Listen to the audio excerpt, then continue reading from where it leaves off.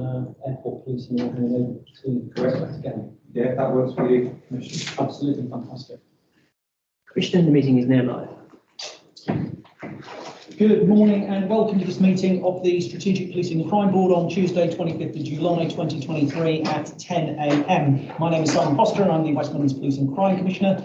I'm joined or will be joined this morning by members of the board, the Chief Constable, Deputy Chief Constable, Assistant Chief Constable, police officers and staff, the Operations Director for Birmingham Airport, Colin Brown from the Motorcycle Action Group, my Youth Commissioners, the Chair of Joint Audit Committee and representatives from the Office of the Police and Crime Commissioner. We have times attached to the agenda items and I'll be having regard to these in the interest of an effective and efficient meeting and to enable us to complete the meeting within the allocated time. If during the course of the meeting people want to contribute at appropriate times, please raise your hand and I'll bring you into the meeting as soon as I'm able to do so.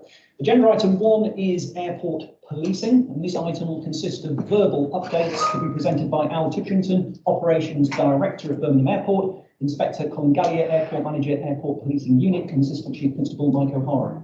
Thank you all for your attendance this morning. It's much appreciated. We're asking that your respective presentations please be kept to no more than 10 minutes each, so as to provide an opportunity for questions and discussions of the issues arising from the presentations. We'll deal with any questions and discussion only after we've heard each of the presentations. I understand that Al Titchington will be leading off, so please kindly provide us with your update, Operations Director. I think I'll lead up. Oh, I see. Yeah, Okay. We've got a slight reading. Right. So I'm literally going to say a couple of words, Commissioner, if that's okay. Good morning, everyone. Mike O'Hara, Assistant Chief Constable Operations. The Airport Policing Unit sits under my portfolio, and I think you agree that the airport, Birmingham Airport's relationship with the West Midlands continues to be very strong. We've had another busy year, so I think we were here last year with Border Force, Birmingham Airport, etc., to brief on our working agreement and working arrangements. So since last year, we continue to have, I think, the airport's recovery from COVID. We've had some challenges around a range of industrial action, which have been responded to very well. And you'll be aware of the Sudanese repatriation. I'm really grateful to Al, the Director of Airport Operations Security, for his attendance, and also for Colin's attendance as the Airport Manager from the Airport Policing Unit. I think we have a very strong reputation nationally from an Airport Policing Unit, but also from a relationship perspective. And I'm really grateful to both Al and Colin for their hard work in delivering on behalf of the West Midlands at Birmingham Airport. And I'll just effectively ask Al to lead off, talk through the last 12 months, and then Colin will follow up. And then if there's any questions, we're more than happy to support. Al. Thank you, Mike. Yeah, just firstly, again, thank you for rejigging the agenda for my so I can attend this. I just got to inform me because I've got to get back to the airport for today. So, yeah, as Mike said, it's been another tough, challenging 12 months, but in terms of the collaboration and that support, in terms of in the partnership with West Midlands Police, continues to be very, very strong.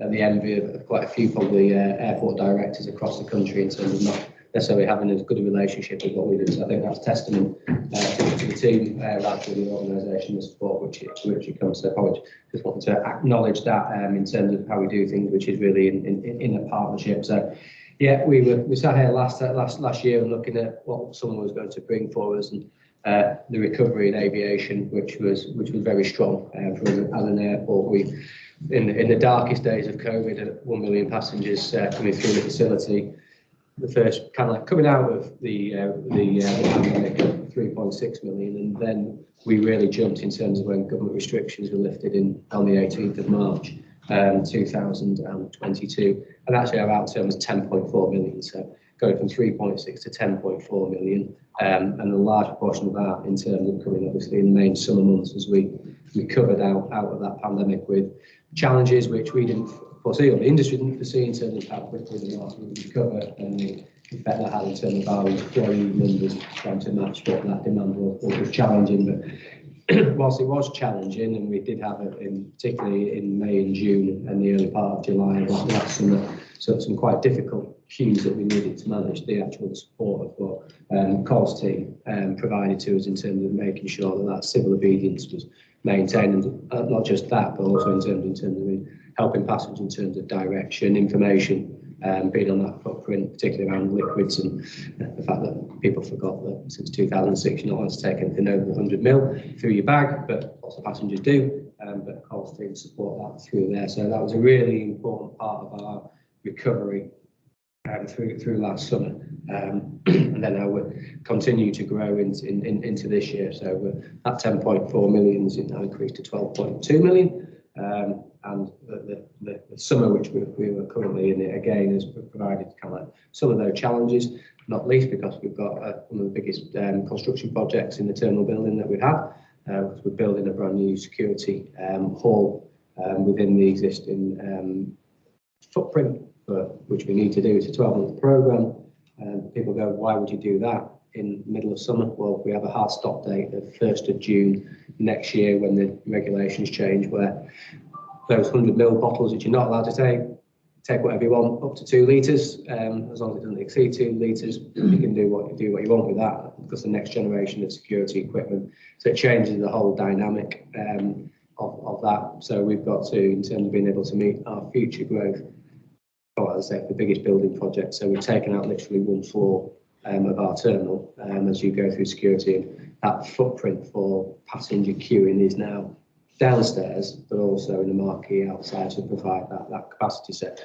Again, managing flow, managing people, and this brings us back in terms of our crowded space challenge, which we have, because we've moved basically 500-600 passengers from upstairs into a downstairs environment, which is already busy with the check-in process and people accessing and egressing from the air rail link and people coming back from their holidays. So that piece in terms of, which I'll come on to in terms of that agile view of the police service agreement and how we approach risk, has really been challenged this summer. But again, we're in a pretty good position in terms of managing that. We do have our sticky days, particularly as we're now entering the peak of the peak, where we'll be doing between 45 and 50,000 passengers in a day. And a large part of that actually leaves between the hours, well, we come to the airport between the hours of 4 a.m. and 8 a.m. So that, again, that crowded space piece. But again, working collaboratively in terms of like seeing what that growth is going to be looking like, and the position which we moved ourselves into through COVID, where I think I mentioned it last year, we just had a police service agreement which has rolled over in terms of the number of staff, but wasn't actually meeting what our demand was, and actually analysing it from a risk point of view. So the process which we're in, which we started again, was we knew we were going to be towards that 12.2 million. We were sitting down with the West Midlands Police team, going through the risk register and identifying each of those risks, and actually is the level of resources what we need, whether that be armed or unarmed, is that commensurate and proportionate to the risk which we faced. And that agility within the PSA and that working collaboratively, we looked at that and having those grown-up discussions together. Actually, we are a bit light. So through that risk process, Colin and the team, and through Mike, we need more police resource to that. I'm a stats and an analyst. Stats don't lie for me a lot of the time, manipulated, but in this position, it was actually the additional request for 4 additional unarmed officers was demonstrated, which was signed off. So I think that just gives a flavour in terms of actually that partnership and looking at risk, that it's not so regimented. And as I say, obviously it comes at a cost to us as a private business, but where we see the risk and we mitigate that, even if that does cost us more money, because at the end of the day, I'm the go-to-jail man if it all goes wrong. Which I don't particularly want to spend any time at Her Majesty's pleasure. So making sure that we can mitigate that risk is important, because we won't prejudice safety or security over financial cost to our business. And that's one of our key pillars, 7 pillars of our business strategy is safety and security. So again, that's very agile in terms of how we do things, the deployment around the community and neighbourhood teams as well. Again, we can look at resourcing the airport and mitigating some of those risks in a different way. They don't have to be what our class as a fully qualified police officer. We can do that with the neighbourhoods teams as well, and they bring benefit in a number of different ways. So for me, I think that agility to review risk and manage on an annual basis, and we respond to that is a real probably really good piece of work which we do, and taking a risk-based approach. So Howard mentioned the Sudanese repatriations. We've had prior experience with this with Operation Pitting with Afghanistan. So when the government made the call to myself to say, can you help on Sudan, we've got the rule book and the playbook back out again, involved colleagues from West Midlands Police, UK Border Force, CTU, and the wider, broader Solihull and Birmingham West Midlands region to come together to support that repatriation, which again, whilst not on the scale of what Operation Pitting in Afghanistan was, again worked really well, and as a collaboration come together to manage that as well as actually managing our BAU of passengers was again just a real positive relationship.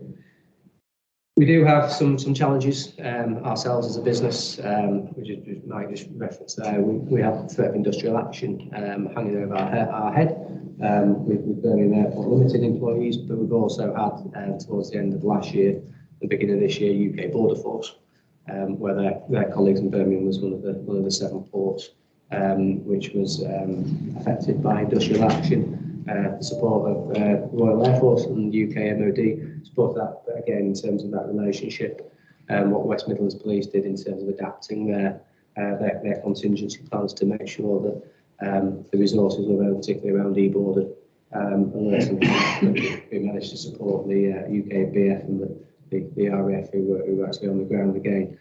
Real positive, we didn't see any or feel any impact from industrial action at the border. So again, we pick up the theme of collaboration and partnership, but in this sense, I do genuinely believe that it works really well.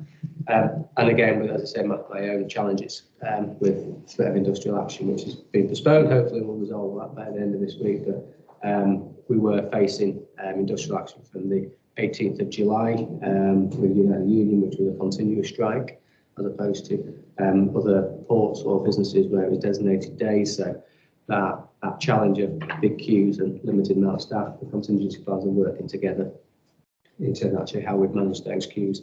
The passengers, because it would have been pretty bumpy, we could have managed our operation, but we can only do that with the involvement of our stakeholders. So that's a little bit of a whistle stop in terms of where we've been over the last 12 months and the actions which have been taken between both parties. Cole, add to it from your perspective? Yeah, I think just touching on the point around we've gone through a recovery phase and clearly the airport now is operating with very high capacity, similar levels to pre-COVID, and as a result, those PSA negotiations to assure ourselves that we've got the right level of police resources to maintain that safe and secure environment to the airport community.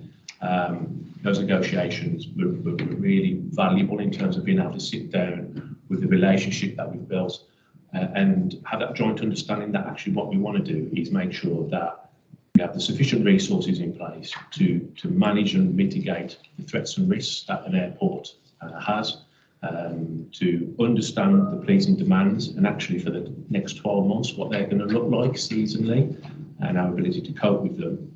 And some of our other obligations that we agreed to around the aerodrome security plan. So being able to respond effectively to emergency incidents, and some of our own airport policing priorities, such as tackling vulnerability and exploitation, tackling serious and organised crime, looking closely at our ability to manage holistically all those demands. And as I said, we were able to kind of really tease that through and understand that we did need a slight uplift in unarmed resource in uniform presence at the airport. That's in place now, and I feel that we're in a really good place moving forward for the rest of 2023-2024 to equip us with providing that service to the airport community. I think similar to the Chief Constable's vision, we are large enough to cope, but also small enough to care in terms of looking after our airport community, the passengers, our partners on site. Thank you very much for those presentations. Do we have any comments, questions, or matters arising, please? Yes, Board Member Bapunde Garkle. Thank you, Chair. I've just got a question. It's the sheet that we've got here. Question number 4. How does the APU support activity to prevent forced marriages, human trafficking, and other crimes? I just want to home in on forced marriages because this is a question I've been asking for over a year, and I don't know why nobody's coming back to me with any answers. And all I'm asking is, have we got any data? And the data that I'm asking for is, when people are taken abroad forcefully to be married, whether it's a female or it's a gentleman, what data have we got? Is it a peak? Do we get more of this in the summertime? Do we get more of this in the winter time? Is it happening? Are we dealing with it? You know, What is the data? So there will be data that can be provided. I'm thinking immediately to our data we collate within the airport policing unit. We have data that relates to alerts on our police national computer. So when individuals have been subject to police intervention because of concerns we have for them around such vulnerabilities, such as forced marriage, a marker could well be placed on our police national computer. And we will receive an alert when that person checks in and is due to travel out of the country. We respond 100% each time to those alerts. Any kind of exploitation or vulnerability alert, we treat as our high priority must do response. In those instances, we'll take the person to one side and we do some comprehensive screening to understand their particular current situation, the reason for travel, who they're with, and do that risk assessment in terms of do we need to offer an intervention or safeguarding. So we certainly can provide stats around the number of alerts that we're responding to and what the outcomes are. So there's one example in terms of the work that takes place at the airports on a daily basis, in fact, actually, in terms of offering that kind of assurance around the safeguarding aspect. I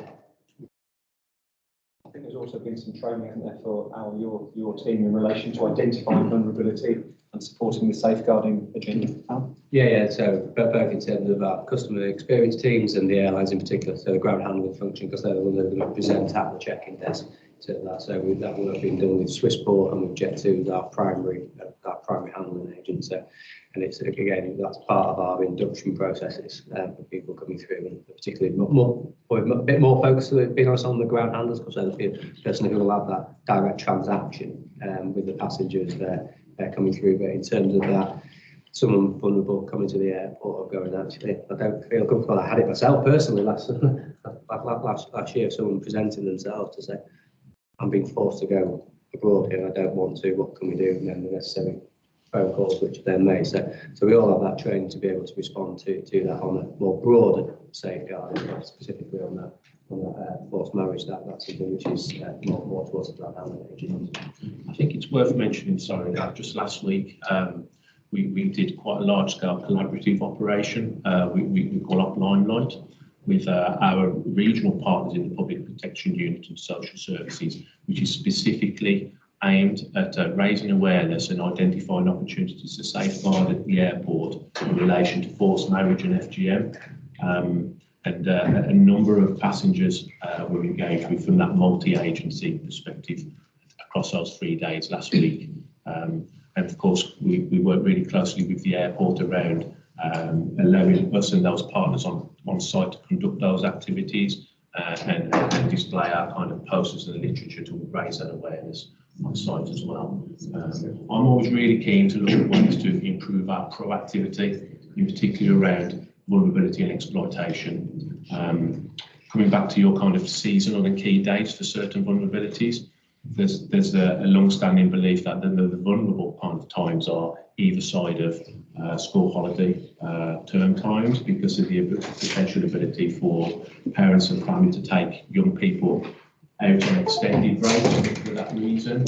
So we do heighten and intensify our activities during those times, just to hopefully increase our chances of making that difference and identifying some safeguarding opportunities under there. Thanks very much. Do you want to follow up? I'm glad you mentioned that about extra training for your staff, because I was actually going to mention that I as staff train to spot this, to pick this out, behaviour, some people maybe, because at this point, there's people, people who are actually forced to go back are quite broken down. You know, they've lost all interest, and you know they're completely down.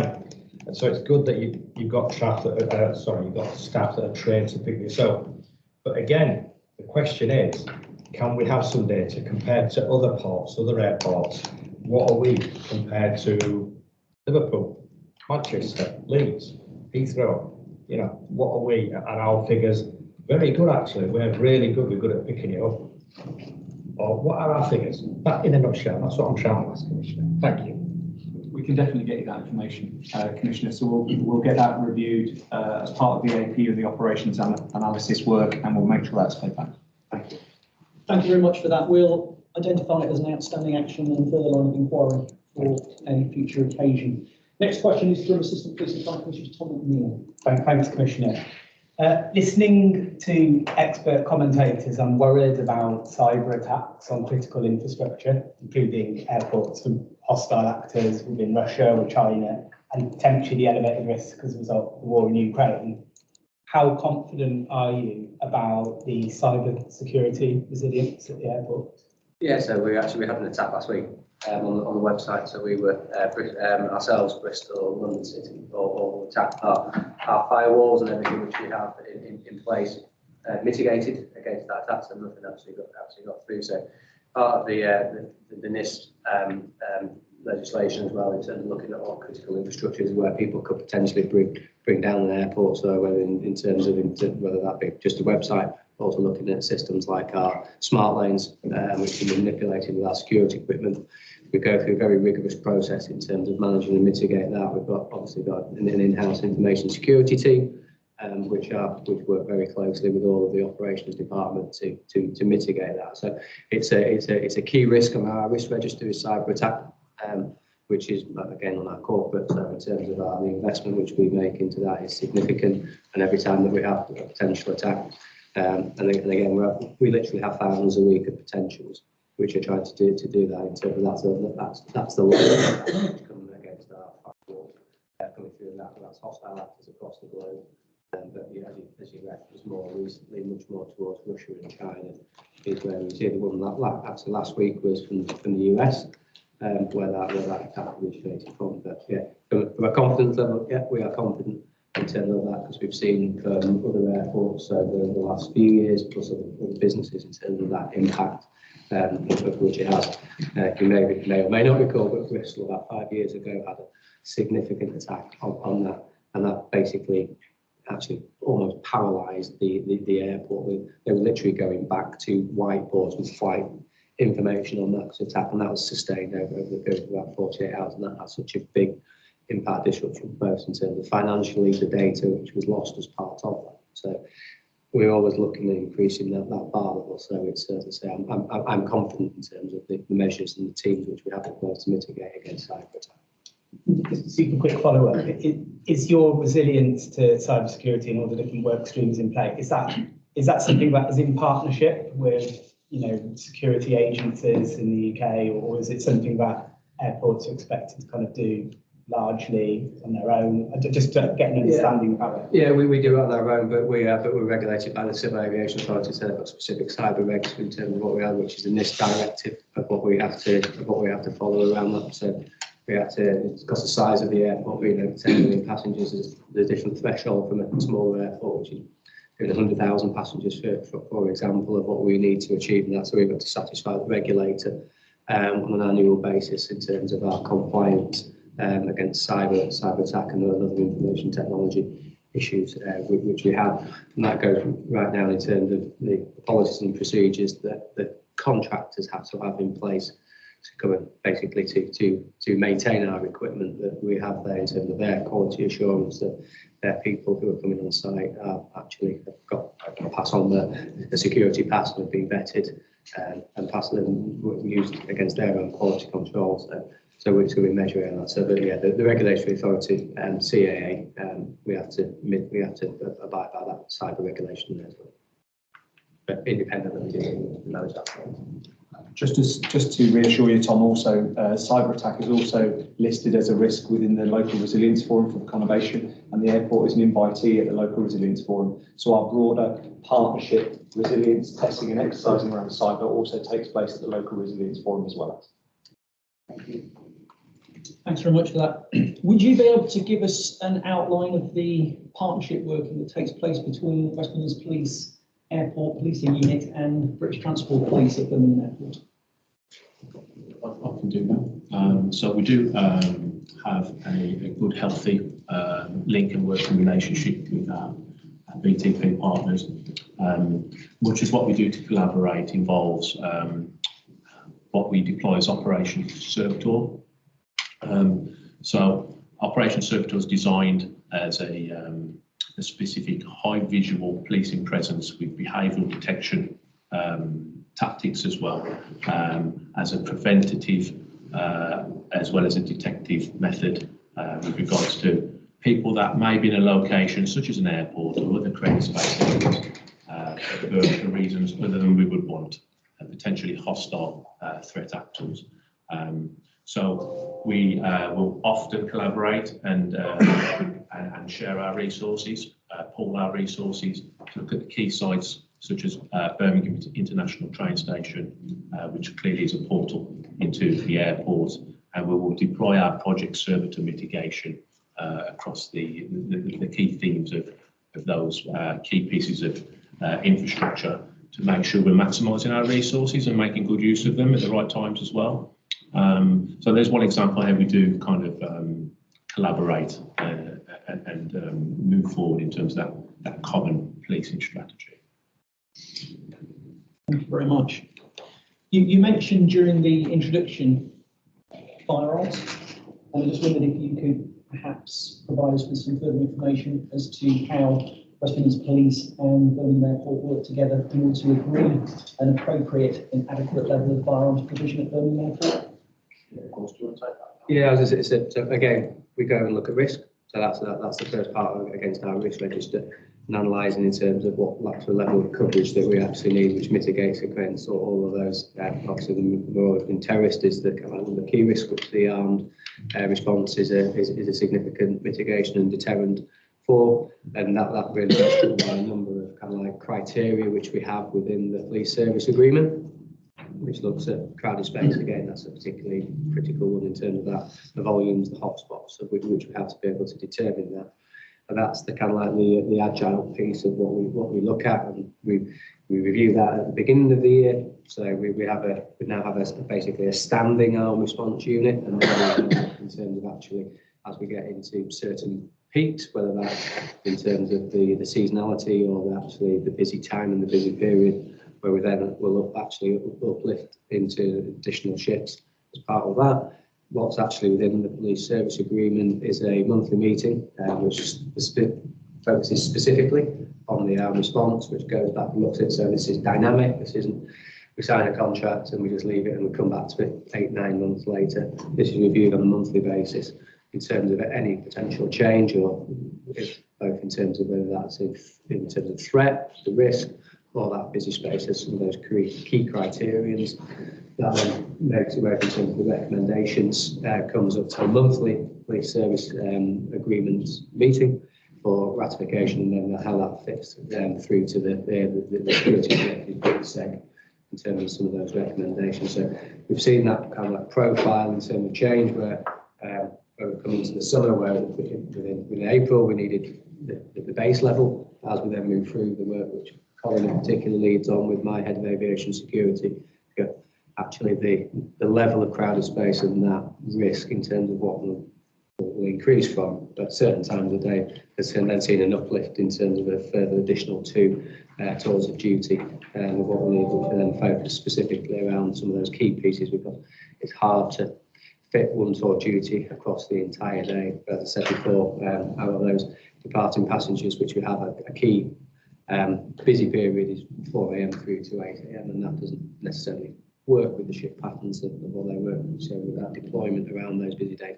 But the key thing is actually to do is actually on a random basis, so it's not just a fixed that time, that shift pattern rolling. this moves during the day, so with that unpredictability, which is the key part of that deterrent. Yeah, absolutely. I mean, first and foremost, we have firearms at Birmingham Airport every day, and it is unpredictable as to when they're there, where they're going to be, what their patrolling is, and that's key for us. The mitigation they provide as well as the response that could be called upon. Really comfortable with the governance behind how we assess that threat and risk and determine the level at which we use our firearms requirements. We look at the national security threat, any change to the threat to aviation specifically. We look at any local intelligence, counter-terrorism, local profile, any changes to the infrastructure within Birmingham Airport itself that could heighten risk, and then of course the created space criteria as well. And there's a real science now in terms of that created space and analysis that gets done, whereby Birmingham Airport is able to provide data that really drills down a heat map, hour by hour, day by day of the period. So we know our real concentrated created space peaks and where our heightened risk may be. That not only helps us decide on the level and number and frequency in which we deploy firearms, but also where we deploy them at certain times of day as well. So yeah, I'm really comfortable with our scientific in our approach, which is reassuring. Thank you. We know that drones can provide a threat and a risk to airports, and obviously that would include Birmingham Airport. Can you provide us with an assessment as to whether you think the regulatory regime that is currently in place is fit for purpose in relation to managing that threat and risk in relation to drones, and what work does Birmingham Airport specifically, and indeed West Midlands Police, undertake to manage that threat and risk at Birmingham Airport?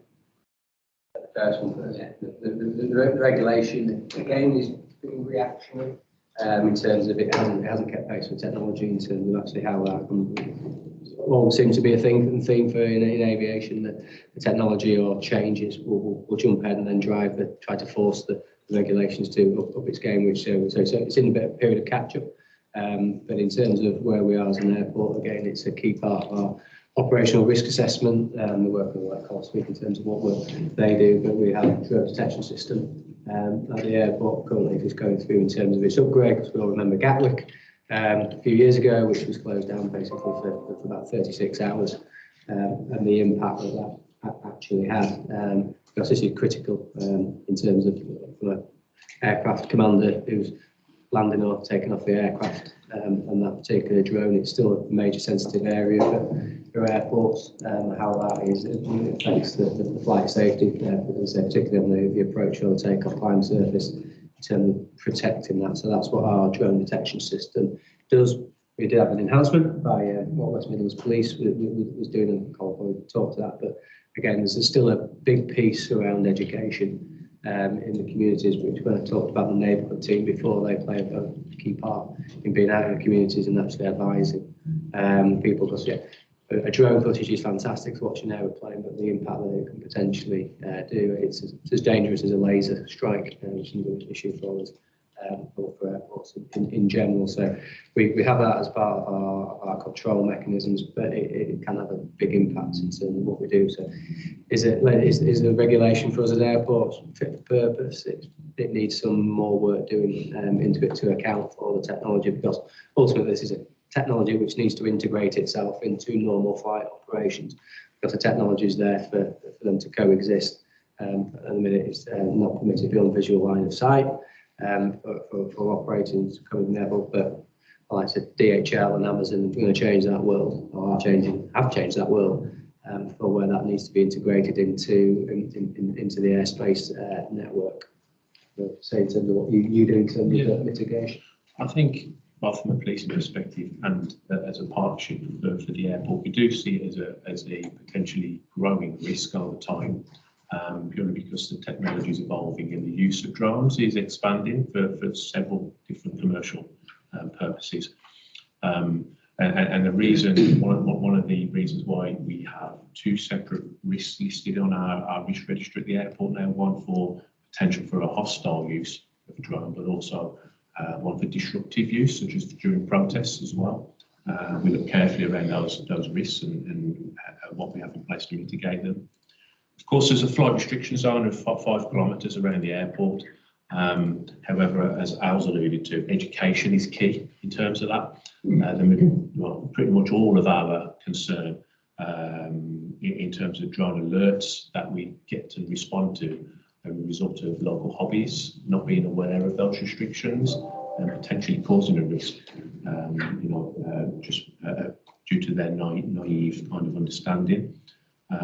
In terms of how we deal with that, we do have a protocol, a standard operating procedure as to how we risk assess and respond to drone alerts.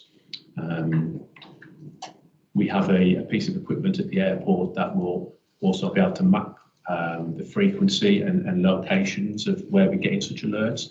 And that's when, as Al's mentioned, we use our local neighbourhood team as part of the APU to go out and do some outreach work with those communities that's shown as a bit of a hotspot, some educational work to try and turn down the taps of that demand and reduce the risk that it may offer over the longer term as well. Thanks very much. Next question will be from Chief Executive Jonathan Jardine. Thanks. So just a couple of questions, very different topics. The first one is about the work to enhance the background checks on staff who work at the airport, which is a pioneering piece of work that was supported from the PCC's office right from the outset. That's been in place now for some time. Are there emerging lessons from this? What sort of issues have arisen, and how is the scheme going to be developed into the future? Are there any changes or different approaches that are required? And then originally, when we thought about the second question, I was thinking about asking about planning for HS2, but I don't think HS2 is ever going to arrive. It does feel like it's permanently going further into the future. However, the airport is now surrounded by building sites of immense scale. Does the scale of the construction work, the impact of that, is there any issues for airport policing arising from the sheer scale of the construction work that is now taking place around the airport? So if I take up SIRA first, Commissioner. So Operation SIRA is, I think, recognised nationally as a really innovative and impactful piece of work in a way that we can join intelligence and try to mitigate the threat of insider risks within the airport. We've previously run SIRA. It's currently on pause at the moment. There's been some concerns raised nationally around the use and capacity of PND, the Police National Database, but also around just how we then make this a sustainable approach for all airports nationally. I'm very grateful to Coventry University, who we've commissioned to do some academic research to provide some rigour and support in relation to the sustainability, the level of investment required and the impact, so cost-benefit analysis, etc. And I'm working with the NPCC Chief Constable Lead for PND just to make sure that the work that we are doing is joined up and now can be sustainable moving forward, which does also include liaison with the National Crime Agency, who are taking the lead from an enforcement perspective around insider threat. So OpSIRA is a really impressive piece of work. Birmingham Airport and West Midlands Police are clearly at the forefront of this initiative, and I'm pretty soon it'll be turned on again very, very quickly. The HS2, my airport view of this, the HS2 is coming. I can't update on when it is coming, but it's an important part of our future in terms of its connectivity. I view it as people getting people out of London rather than being able to get to London quicker, to fly from the airport and experience the West Midlands. We expect them to be starting work on site in about 25, 26. They're currently they've just launched their procurement for the APM, the Automated People Mover piece of that. They will, as I say, due on site to probably end of 25, beginning of 26 in terms of that construction, which will change the face of that. As you say, we're currently surrounded by building work, both internally and externally, and how that actually manages from the road network. But when we've got that, when that actually comes on site, that becomes game changing for us and for the West Midlands. It's, again, we work through the process of the legal agreement with the government terms of what that looks like in terms of making sure that the protection for HS2 is maintained in terms of from a secure perspective. That's looking from everything in terms of where the actual APM arrives onto our footprint, which, you know, from the airport, it's basically where Jet2 and the roundabout coming past the Hilton Hotel, and it'll just drop off there, making sure that, because that then actually faces right onto the apron area, which is part of the critical part as it's known, but making sure that any kind of like protections from blast or objects for people being able to throw something within into that critical part area is maintained and protected, as well as that in terms of just from any kind of like vehicle or active coming in to create hostile activity within that area. So all of our security plans have been built into that legal agreement to make sure that we as a site are protected for when it comes in. But I think once that detail of that construction plan comes through, because again, as you expect, it's quite high level in terms of we want to build it there, and this is how this is what it's going to look like. Nice fancy photos and an extortionate pound note at the end of it. Sorry, sound political there. But when we see that, then we'll be able to work with our colleagues within West Midlands Police in terms of what mitigation, and particularly around the construction, because it's going to be a major project again. There's going to be a lot of people, particularly on the road network around the airport, as well as our own internal development, which is going to sit alongside that. We've got some fairly aggressive capital investment plans coming within the next 5 years ourselves. So it's that joined up thinking, but at this moment in time, we haven't got the detail in terms of what construction plan will actually look like to then be able to actually feed into that. We're going to build it there. These are where the compound offices are going to be in the construction site. This is the alterations to the road network, and this in 2032 maybe. This is how it will actually operate. I think similar to next generation security, we've now set in place a series of regular meetings to review any potential risks as a result of that ongoing construction and the evolution of the next 18 months or so of it. And we'll certainly set in place similar as time gets closer and that HS2 construction starts to impact the PHX. Thank you very much for that. In view of time, we'll need to conclude this agenda item. But Inspector Colin and Operations Director Anna Christensen, thank you so much for your attendance and for your presentations and for answering our questions. Thank you also to Assistant Chief Constable O'Hara. However, I understand that you will be remaining with us for the purposes of agenda item 6. So I look forward to hearing from you in connection with that. Thank you very much for your attention. Much appreciated. Agenda item 2 is apologies and Police and Crime Commissioner update, and we have apologies from board members Kath Hannon and Charmaine Burton this morning. Are there any other further apologies to be provided this morning? I don't see anybody indicating, so we will record those apologies. I have 4 matters in relation to my Police and Crime Commissioner update. Firstly, I would like to place on record my profound gratitude and thanks to the 14 brave men and women of West Midlands Police for the courage they all showed in the line of duty when they attempted to save the lives of the 4 children who had fallen through the surface of a frozen lake, becoming submerged in ice-cold water at Babs Mill Lake, Solihull in December 2022. The officers fearlessly formed a human chain to attempt to rescue the 4 boys from the frozen lake, smashing through the ice with their hands and batons. They all placed their own lives in danger to try and save the lives of others. As we know, despite the best efforts of the West Midlands police officers and emergency services colleagues, the 4 children sadly could not be saved. But the heroic efforts of these officers are truly commendable. All of the officers were recently honoured at the Police Bravery Awards, not only receiving the wider West Midlands Regional Award, but also receiving the overall national award. It was an honour and a privilege to be at the Police Bravery Awards on the 13th of July, together with the Chief Constable, when the officers were presented with their awards. Each one of those 14 officers is a credit to themselves and to West Midlands Police. On behalf of the people of the West Midlands, please accept our gratitude and thanks. Secondly, I'm pleased to say that I've secured an extra £1 million from the Home Office to prevent, tackle and reduce antisocial behaviour in the region. I've been concerned about a high number of incidents that cause significant harassment, alarm, distress, nuisance and annoyance to a large number of people. Antisocial behaviour can, amongst other matters, include graffiti, street racing, off-road motorbikes, rowdy behaviour, fly tipping and street drinking. The funding will be used to pay for extra police officer time, as well as PCSOs, youth workers and council officers in areas particularly badly affected across Walsall, Wolverhampton, Sandwell, Dudley, Birmingham, Solihull and Coventry. We've also bought additional off-road police motorbikes and will be training additional officers to tackle illegal off-road biking. I'm determined to prevent, tackle and reduce antisocial behaviour in order to improve the quality of life for people in the West Midlands. Thirdly, as a consequence of inaccurate and misleading statements on the part of the MP for West Bromwich West, confusion has been caused relating to Tipton Station, police station. Following a decade of reckless cuts imposed on policing up and down the country by the MP's own government, well over 600 police stations have been forced to close.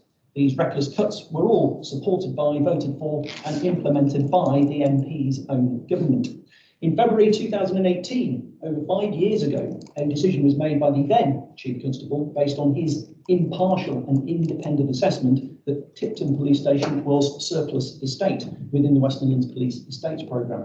We lost 2,221 police officers, many hundreds of essential police staff, including up to 400 PCSOs. As a consequence of the MP's government's actions, community policing was dismantled. The estate programme was part of a strategy to prevent the loss of even more police officers. As a consequence of ill-advised, misconceived and poor decision-making on the part of the MP's own government, Tipton Police Station remains at risk of closure in autumn 2025. Until then, the police station remains open, and I will keep the police estate under constant review. In 2023, West Midlands Police was allocated the 5th worst police grant settlement in the country. It was forced to make cuts of £28 million this year and faces a further £28 million of cuts next year because the government has failed to deliver fair funding for the West Midlands. If the MP genuinely wants to save Tipton Police Station, I would urge him to join my campaign to reform his own government's deeply flawed police funding formula that costs West Midlands Police £40 million a year, so as to ensure fair funding for West Midlands Police. Finally, I'm pleased to announce that following a robust recruitment and vetting process, I've now appointed a new Chief Finance Officer. Jane Heppel has extensive, wide-ranging and relevant experience. Her appointment was approved by the all-party West Midlands Police and Crime Panel at a confirmation hearing on the 17th of July, and I'm delighted to have Jane as a member of the team. I have no doubt that her assistance will be invaluable in supporting me to hold West Midlands Police to account so that it provides value for money and is an effective and efficient police service. Agenda item 3 is note of the last meeting on Tuesday 27th of June 2023. Are there any matters arising from the notes of the last meeting? I don't see anybody indicating. If not, then those minutes will be agreed. Agenda item 4 is questions from members of the public. We do have a question from a member of the public today, and that is from Colin Brown, who is the Director of Campaigns and Political Engagement at the Motorcycle Action Group. I'm pleased to say that Colin Brown is here in person for his question direct to the Chief Constable. So, Colin, can you please kindly ask your question? Thank you very much. First of all, I'd like to thank you for the opportunity to put this question directly. The Motorcycle Action Group has been working nationally to bring the issue of motorcycle theft and related crime up the agenda. We held a public meeting in Birmingham in May to discuss the issue with the support of Simon Foster, the Police and Crime Commissioner. And we are looking particularly into concerns that have been raised of the current connection between motorcycle theft and road harm. We've seen recent reports of individuals being injured whilst riding stolen motorcycles in a Sutton coalfield. This provides anecdotal evidence.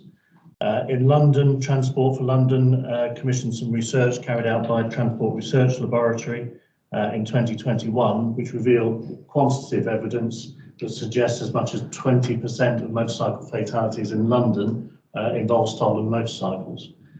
So my question to the Chief Constable is, can you provide quantitative data for for the proportion of motorcycle KSIs in the West Midlands Police Force area that involve stolen motorcycles. So the overall number of KSIs involving motorcycles, not stolen motorcycles, in the last 6 months is 65. And of those 65, 10 were linked to stolen motorcycles, which gives you roughly 15% total. And of those 10, 1 was fatal and 9 resulted in what we termed serious injury.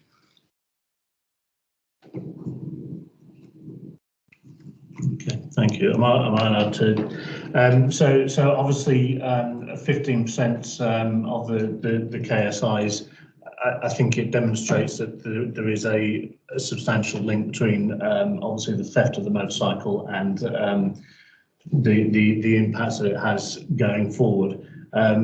Is it fair to say then that you'd be happy to work with Motorcycle Action Group and others to look at what effect we can have on reducing the number of motorcycle thefts that take place in the West Midlands Police area? Obviously, there's not going to be a silver bullet to this, but I think that there are opportunities, and we would welcome the chance to work with West Midlands Police to reduce these numbers.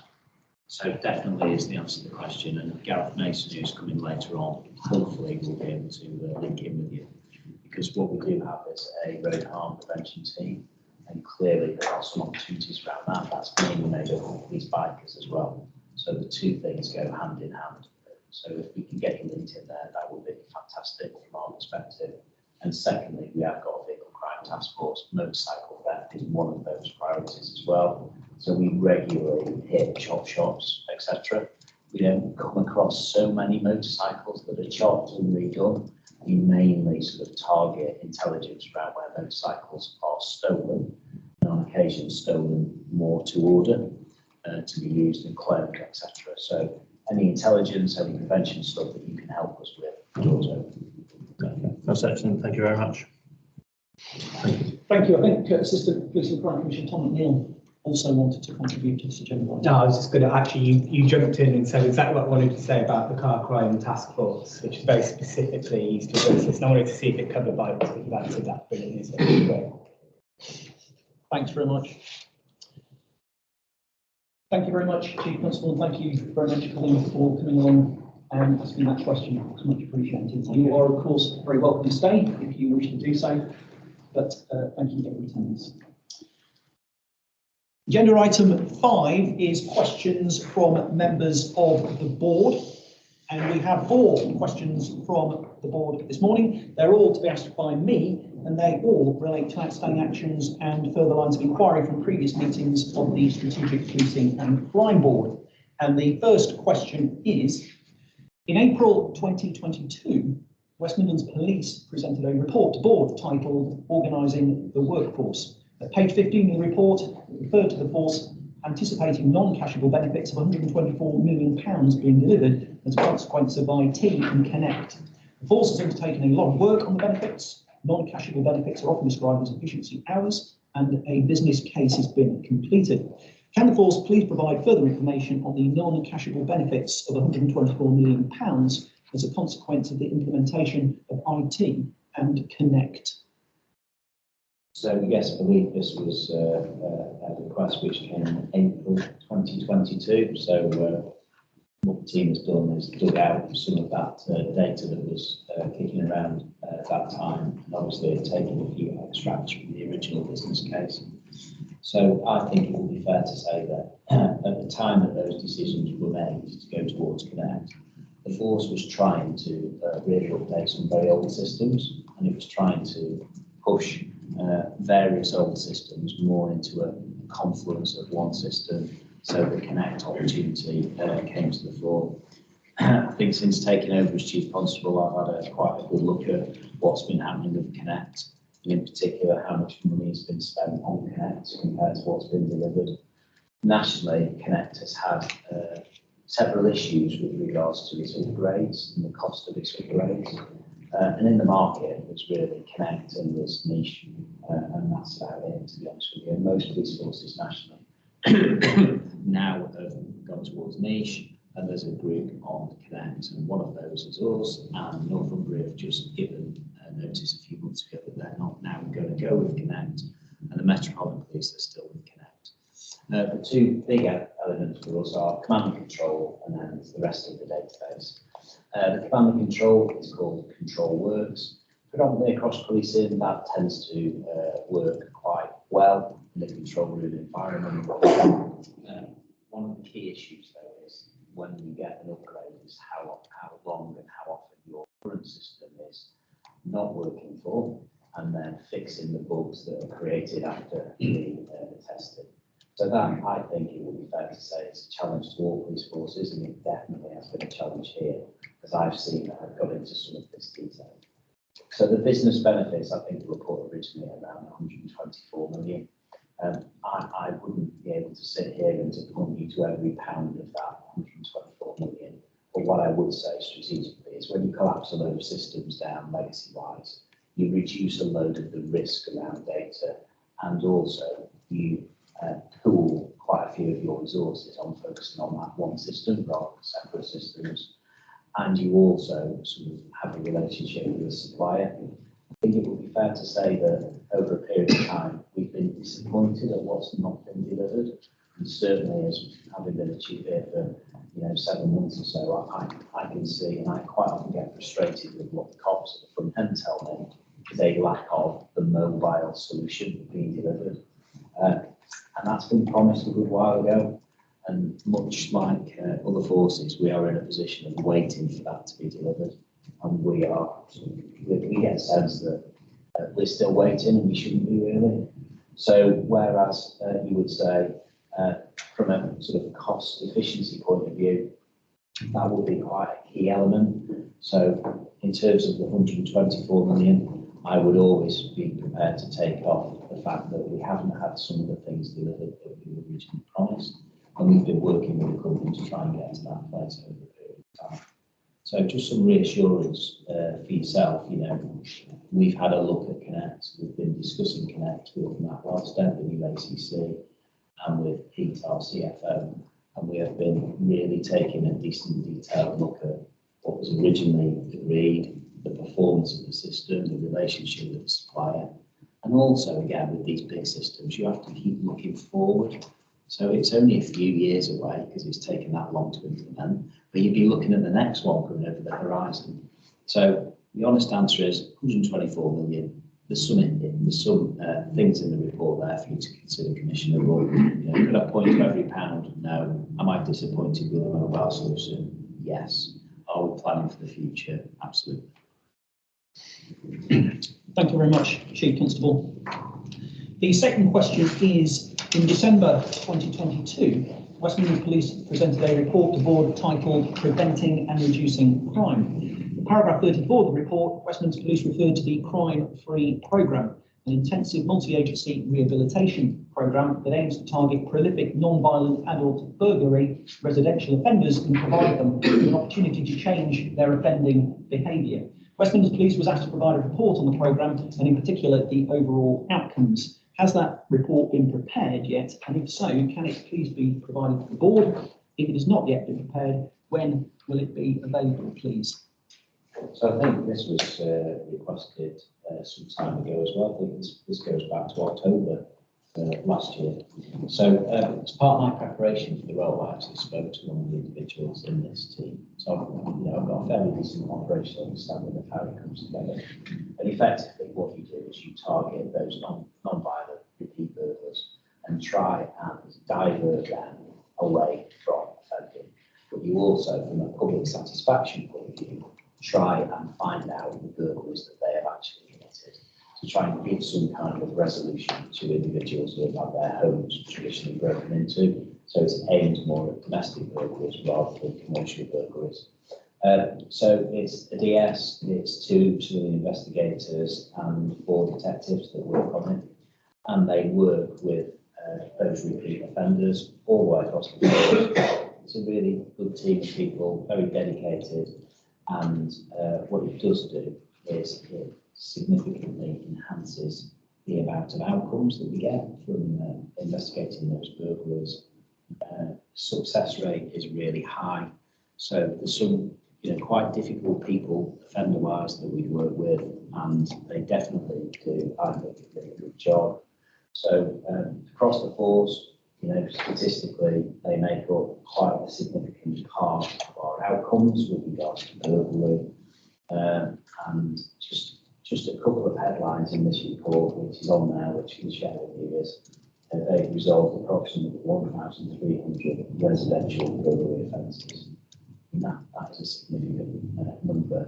And it's not just people that would end up going into treatment. I look at it from the victim's point of view as much as the offender point of view. Knowing that the police have found out who has actually done the burglary, and it stops quite a lot of this thinking, was it somebody 3 doors down that's burgled me? Was it somebody that came to fix the fridge? And all those types of things that when you've dealt with burglary victims over the years, and they repeatedly have an idea, and quite often it's way off the mark as to who's done it.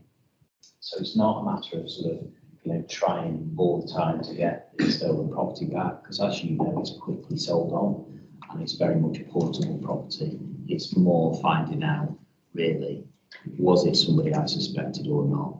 And that really does give a bit of reassurance. And then secondly, looking at the offender profile, what we're trying to do is to push them, nudge them into treatment, into housing, into diversion, wherever possible with partners. That is a key element of our prevention approach. So it's not done in isolation. There's not a lot of staff that are involved in it, very dedicated, and it's certainly going to be part of our operating model. Thank you very much, Chief Constable. On there for you. Thank you, appreciate that. The third question is, in December 2022, a report was presented to the board by the then Victims Commissioner and the Office of the Police and Crime Commissioner, titled "The Impact of the Rising Cost of Living on Victims of Domestic Abuse." Can West Midlands Police report on whether the cost of living crisis has resulted in an increase in the number of women committing low-level crimes as first-time offenders? So in answer to your question, no, we can't answer that. So what I will do, though, is I will go back and ask to see what type of data we can sort of suggest for you. But it will be very difficult for me as Chief to say cause and effect. So I can give you some indicative data which we can provide. I don't think we can answer the question, Commissioner. So at this stage, no, I can't provide it.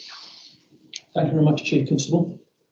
And the fourth and final question is, in January 2023, a question was put by board member Kath Hannon to West Midlands Police that asked, can West Midlands Police detail how many reports of drink and needle spiking were reported over the Christmas and New Year 2022 period and the outcomes? Can West Midlands Police please kindly provide a response to that question? Commissioner, I'll answer that question. I think you're already aware I'm the national lead for alcohol and licensing, so I've got some national oversight of this work. Specifically in relation to the West Mids, there were 25 incidents reported to us over that period. 23 of those mention spiking within the recorded information. 14 mention a drink being spiked, and only one of the 25 mentions injected. 10 remain unclear but imply alcohol. The geographic spread is almost all of those reported are in Birmingham and during the night time commonly. What I would add is that nationally, it is very, very difficult to trace toxicology-wise whether or not somebody has been the subject of a spiking. So by spiking, I mean something put into a drink with an illicit substance versus spiking where alcohol has been factored, because often by the time the individual has woke up and recovered and reported it, it then depends whether or not they're taken to hospital and have blood taken. What I would say, and not wish to diminish it, it is very, very difficult to spike somebody with a needle, which is why we have consultant anaesthetists in hospital. It's very, very difficult to do. So we often find people will wake up and think that they've been spiked with a needle. It is evidentially probably more likely that their drink has been spiked, and that spiking either with an illicit substance or with alcohol. So one of the national messages that we'll push out through safe licensing routes, whether that's Purple Flag or Best Bar and all of those accreditation schemes, is to continue to guide particularly the young people and the adults in our life, to look after their drinks, to make sure they know who's bought the drink, where it's come from, and make sure that they keep guard of it. So I happen to personally, whenever these are reported within the West Midlands, I tend to track all of them just through my national work. And as we approach this Christmas period, we'll be doing the same. We'll be working with local authorities and licensing regimes just to encourage that safer behaviour in licensed premises. In summary, it's probably most likely to be alcohol spiking injuries. Either way, it still leaves the individual. Thank you very much for those responses, Chief Constable and Deputy Chief Constable. Much appreciated. That concludes agenda item 5 and all of the questions under that agenda item. We now need to move on to agenda item 6, which is safer travel. However, You want me to do the operational? yes, I mean, obviously we were expecting Assistant Chief Constable Mike O'Hara to present in connection with this. I'm sure he might well be joining us shortly. However, perhaps if in the interim, while we await his attendance, Chief Constable, if you were able to commence the presentation of this item, that would be much appreciated. Well, I was going to suggest we just asked him to see if he could come down. But if I go with item 10, Chief's update, is that, are you okay to take it out? Yes, let's go with Chief Constable's update. And we'll fill in with Chief Constable's update pending Assistant Chief Constable Mike O'Hara's attendance on the agenda item 6, safer travel. So, Chief Constable, perhaps you can update us on operational update. Operationally, just a few things to share this morning. We've been doing quite a lot of work in relation to some drugs deaths within the Birmingham area, which we believe have been linked. So 3 have been linked positively through toxicology, but we've got a piece of work ongoing just to see if there's any more that are linked. And we're looking at a number of recent deaths in that, together with our public health partners who are leading on this matter. So ACCME has convened a goal group in relation to that. And I can't pronounce the name of the cutting agent, but it's one particular batch which has I think it's a 21 letter name. So I'm not going to mess up the actual narrative of the meeting. But the main thing that I want to share is that we're working hard behind the scenes with public health, and particularly with drug agencies, to try and get behind that, both from a messaging and a prevention point of view, but also from an investigation point of view. It's very much at the moment confined to Birmingham rather than the wider West Midlands area, and we're quite intent on making sure that we do the prevention, but also the reactive investigation around that.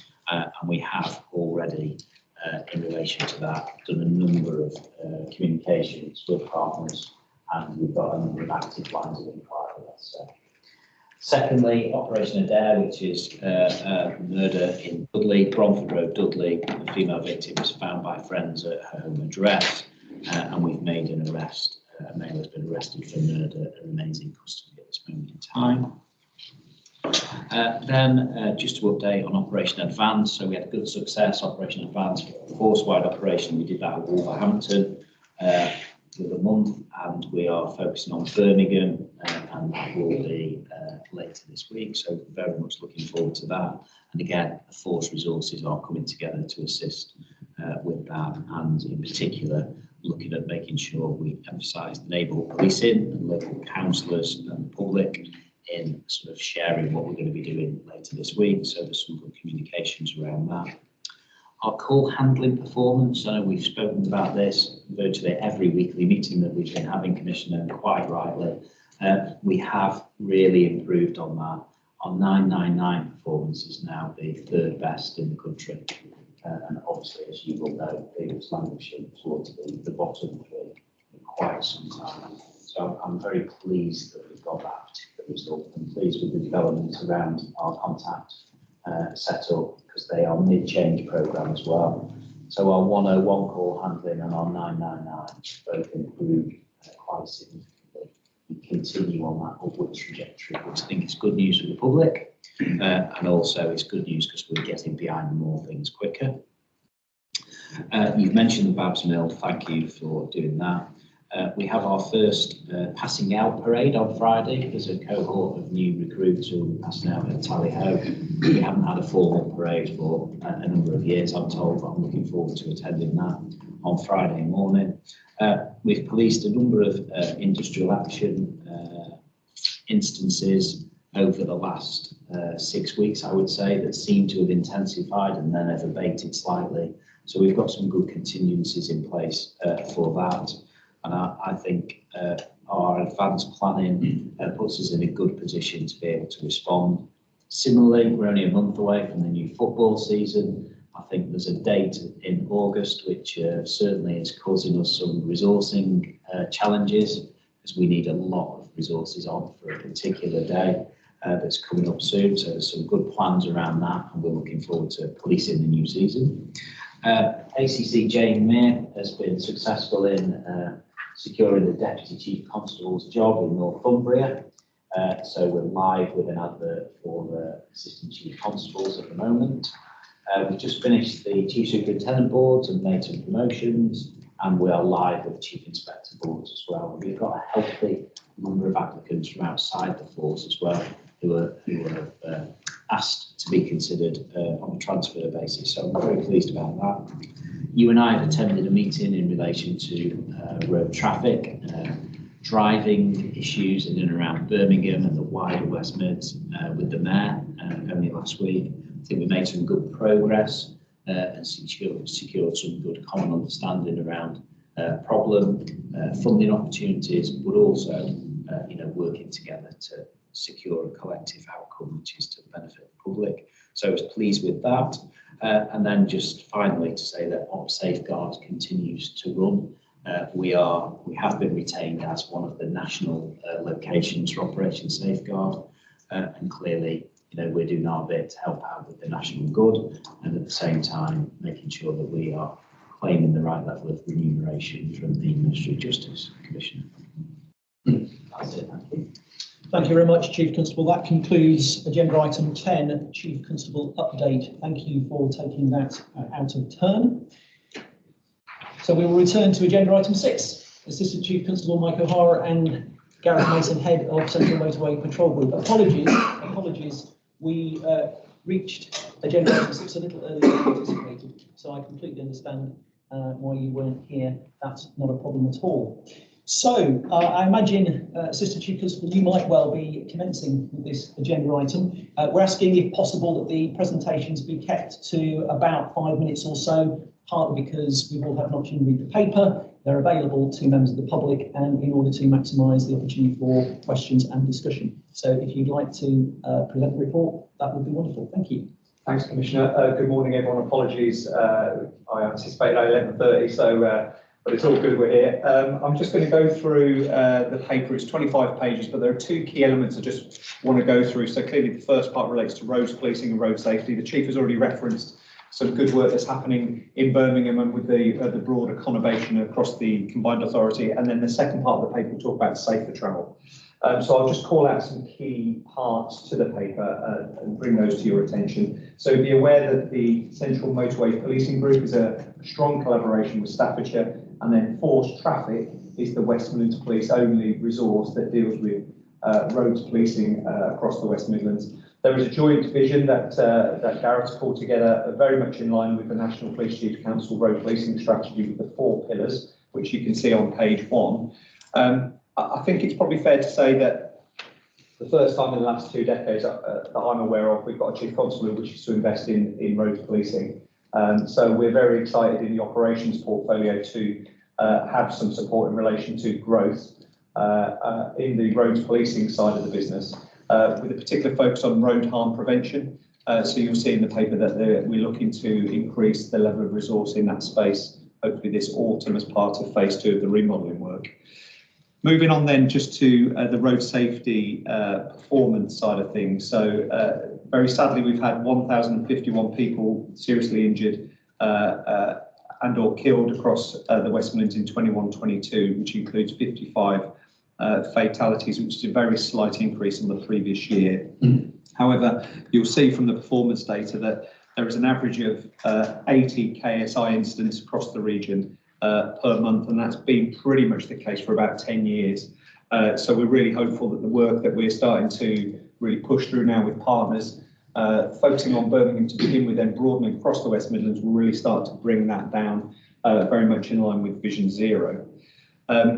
You'll be aware that clearly we deliver road safety, roads policing across the force. However, we're very much intelligence and data led, and therefore we do tend to prioritise key routes. So you'll see in the paper at the top of page 3 that we focus on 11 routes, which equates to less than 0.5% of the network, but over 9% of the KSIs, forgive me. So again, we're very much focused in the areas where the greatest harm is taking place on our roads. You'll be aware again that we've got a very strong serious collision investigation unit and a very good offer around family liaison, which continues to be delivered across the conurbation. As part of the ongoing recruitment, retention of the right officers, particularly focused on diversity and inclusion, but obviously with the right mindset, the right attitude, etc., our Road Policing Academy continues. And again, that's a very good initiative being driven through the organisation. Moving on to page 4, I know that the OPCC are very particularly interested in uninsured vehicles and drivers. Over 8,000 last year, but circa 700 per month have been dealt with, which is a slight decrease. However, we continue to work very closely with the Motor Insurance Bureau and collaborate with a view of trying to increase the level of seizure. And that includes some of the good work around Operation Tutelage as well. I know that the Commissioner and the Commissioner's Office is very well aware of Operation Close Pass and Operation Zigzag, which are both nationally recognised and acknowledged schemes, really very innovative, and that work continues, very much driven by the road harm prevention team, and this is where that growth, I think, will support us moving forward, but also working very closely with the local policing areas.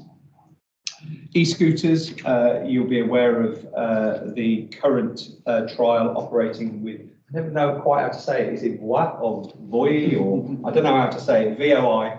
Their contract's ended. I am led to believe the new operator is going to be called Beryl.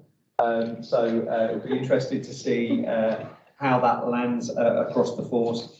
But there's an awful lot of work, I think, which you'll be privy to in relation to security and making sure that those who do use scooters are aware of the legislation, rules, regulations, and the security within the apps, etc., is maximised.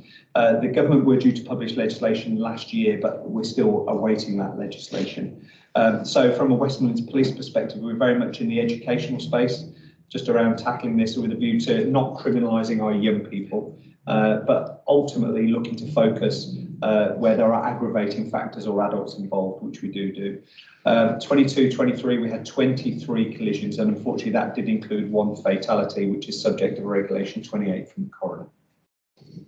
Moving on to the Fatal 4, then you'll be aware the Fatal 4 continues to be a real high level of focus for us as a force, and particularly around roads policing. 724 seatbelt offences reported in 22-23, which is an increase. Moving through to speeding, I think it's probably fair to say that this is the main area of focus for us as a force and as a region moving forward. Operation Triton is the Birmingham-focused collaborative response to speeding and KSIs on Birmingham streets. And we are working very closely with each local authority now to try and pull together a single joint working agreement and increase levels of enforcement, particularly in the average speed camera area, which I'm really confident will pay dividends around not only reducing KSI, but will hopefully create some surplus for us to reinvest into road safety as a region. And I know that's very much in line with your strategic police and crime plan moving forward. Just moving on to page 8, drug driving. Again, we're arresting somebody every 3.5 hours. Drug driving remains an increasing challenge, particularly around nitrous oxide. So I'm sure you'll be aware that we've engaged with DFT around this and the legislation to tackle the impairment around nitrous oxide, but it continues to be an area of concern for us as a force. Mobile phone use continues to be enforced, but I think one of the key areas of success, as is ever the case in relation to roads policing, relates to the serious and organised crime on the roads. We've seized criminal assets from vehicles stocked worth over £15 million, almost 1.3 million worth of drugs and over £700,000 in cash, as well as 99 weapons in the last 12 months.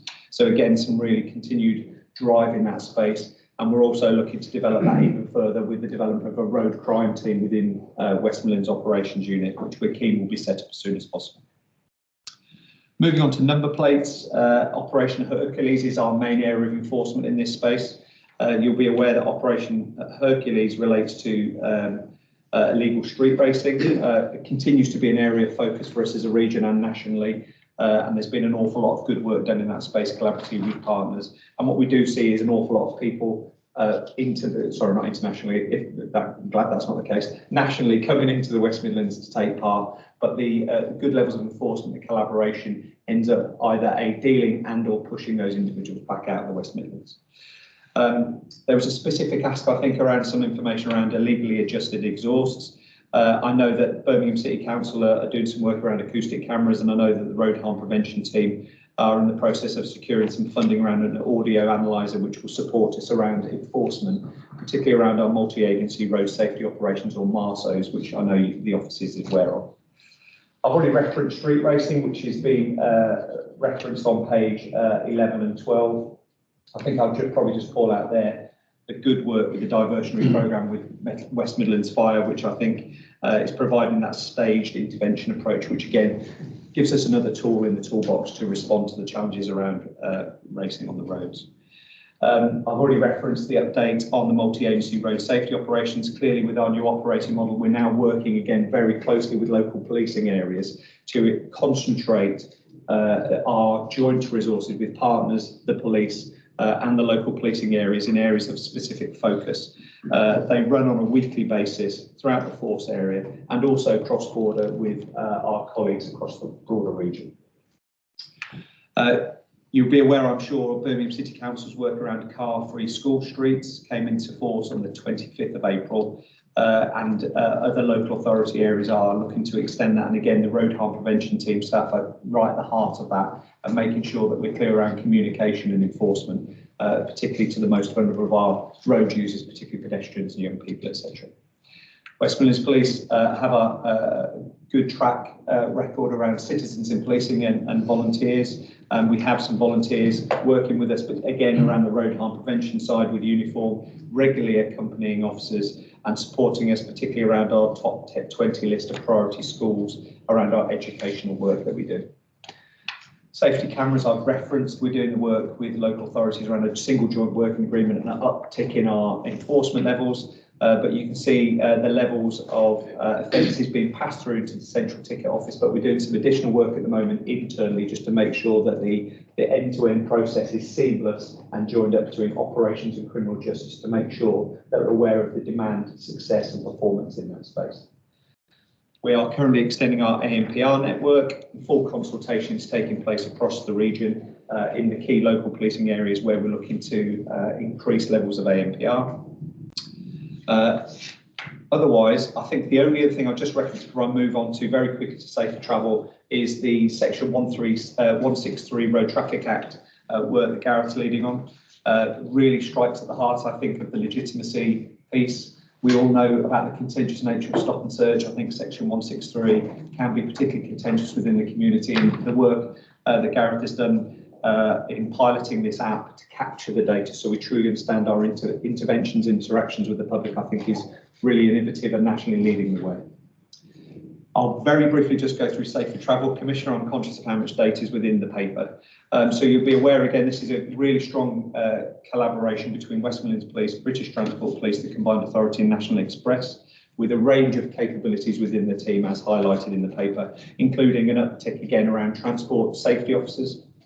And I think the collaboration with National Express is bearing fruit, particularly at the moment, around closing the gap between a reported incident and then managing that through to a criminal justice outcome, which is really strong. On behalf of the Chief, I'm currently reviewing a request by the Combined Authority for additional powers for transport safety officers around fixed penalty notices, traffic offences and abandoned vehicles. Passenger safety. So the survey report released in December 22 from the Combined Authority highlights some of the perceptions of safety within our public transport system. 18 million bus, 2.5 million train and 500,000 tram passengers per day within the West Midlands. It's clear that the perception of safety drops in the evening. However, the metro is perceived as safer during these hours of darkness. We continue to monitor crime and social behaviour intelligence on a daily basis, which then feeds into our monthly tactical priorities with a real focus on vulnerability, which I think you'll see throughout the paper. I'm really, again, impressed and grateful to the work that Safe Travel have done with National Express around the education of bus drivers, identifying and dealing with vulnerability. And we've seen, again, similar to the discussion with the airport around training our partners around identifying vulnerability and flagging that up at the earliest opportunity. And again, it's a really good little scheme with National Express around the offer to drop vulnerable people closer to their home address if it's within the bus route that they're on, which again is very much supported. Just looking at the crime levels, then we do have increases in crime or reported crime on the buses and trains.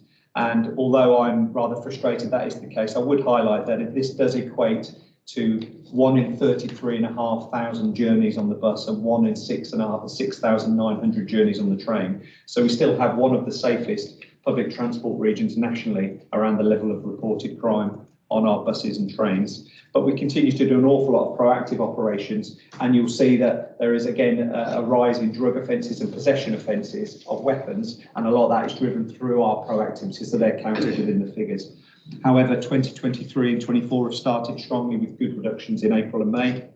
I'll be pushing the team hard to make sure that those reductions continue throughout this performance year. Just around train crimes, I think the two things I'd call out is the increase in vehicle crime, which is very similar to West Midlands Police as a whole, but also a very positive reduction in sexual offences reported on our trains. And I think a lot of the work around violence against women and girls, again, is starting to bear fruit in that space. And social behaviour, increased reporting, 11% on the bus and 28% on rail. We continue to focus again on antisocial behaviour, as you'd expect. And I know that the Combined Authority are looking to recruit some more transport safety officers, and we're looking to co-locate those with our staff, very much in line with GESIP principles, and benefit from that collaboration. Nearly done, Commissioner. Civil interventions. Again, I think I'll probably just call out the warnings and the partnership interventions. We've seen good increases in those two areas, and I think that partnership intervention piece is particularly powerful. The more we work with our partners to support these interventions, the better. And again, we continue to work with National Express on restorative justice, which I know you're very supportive of.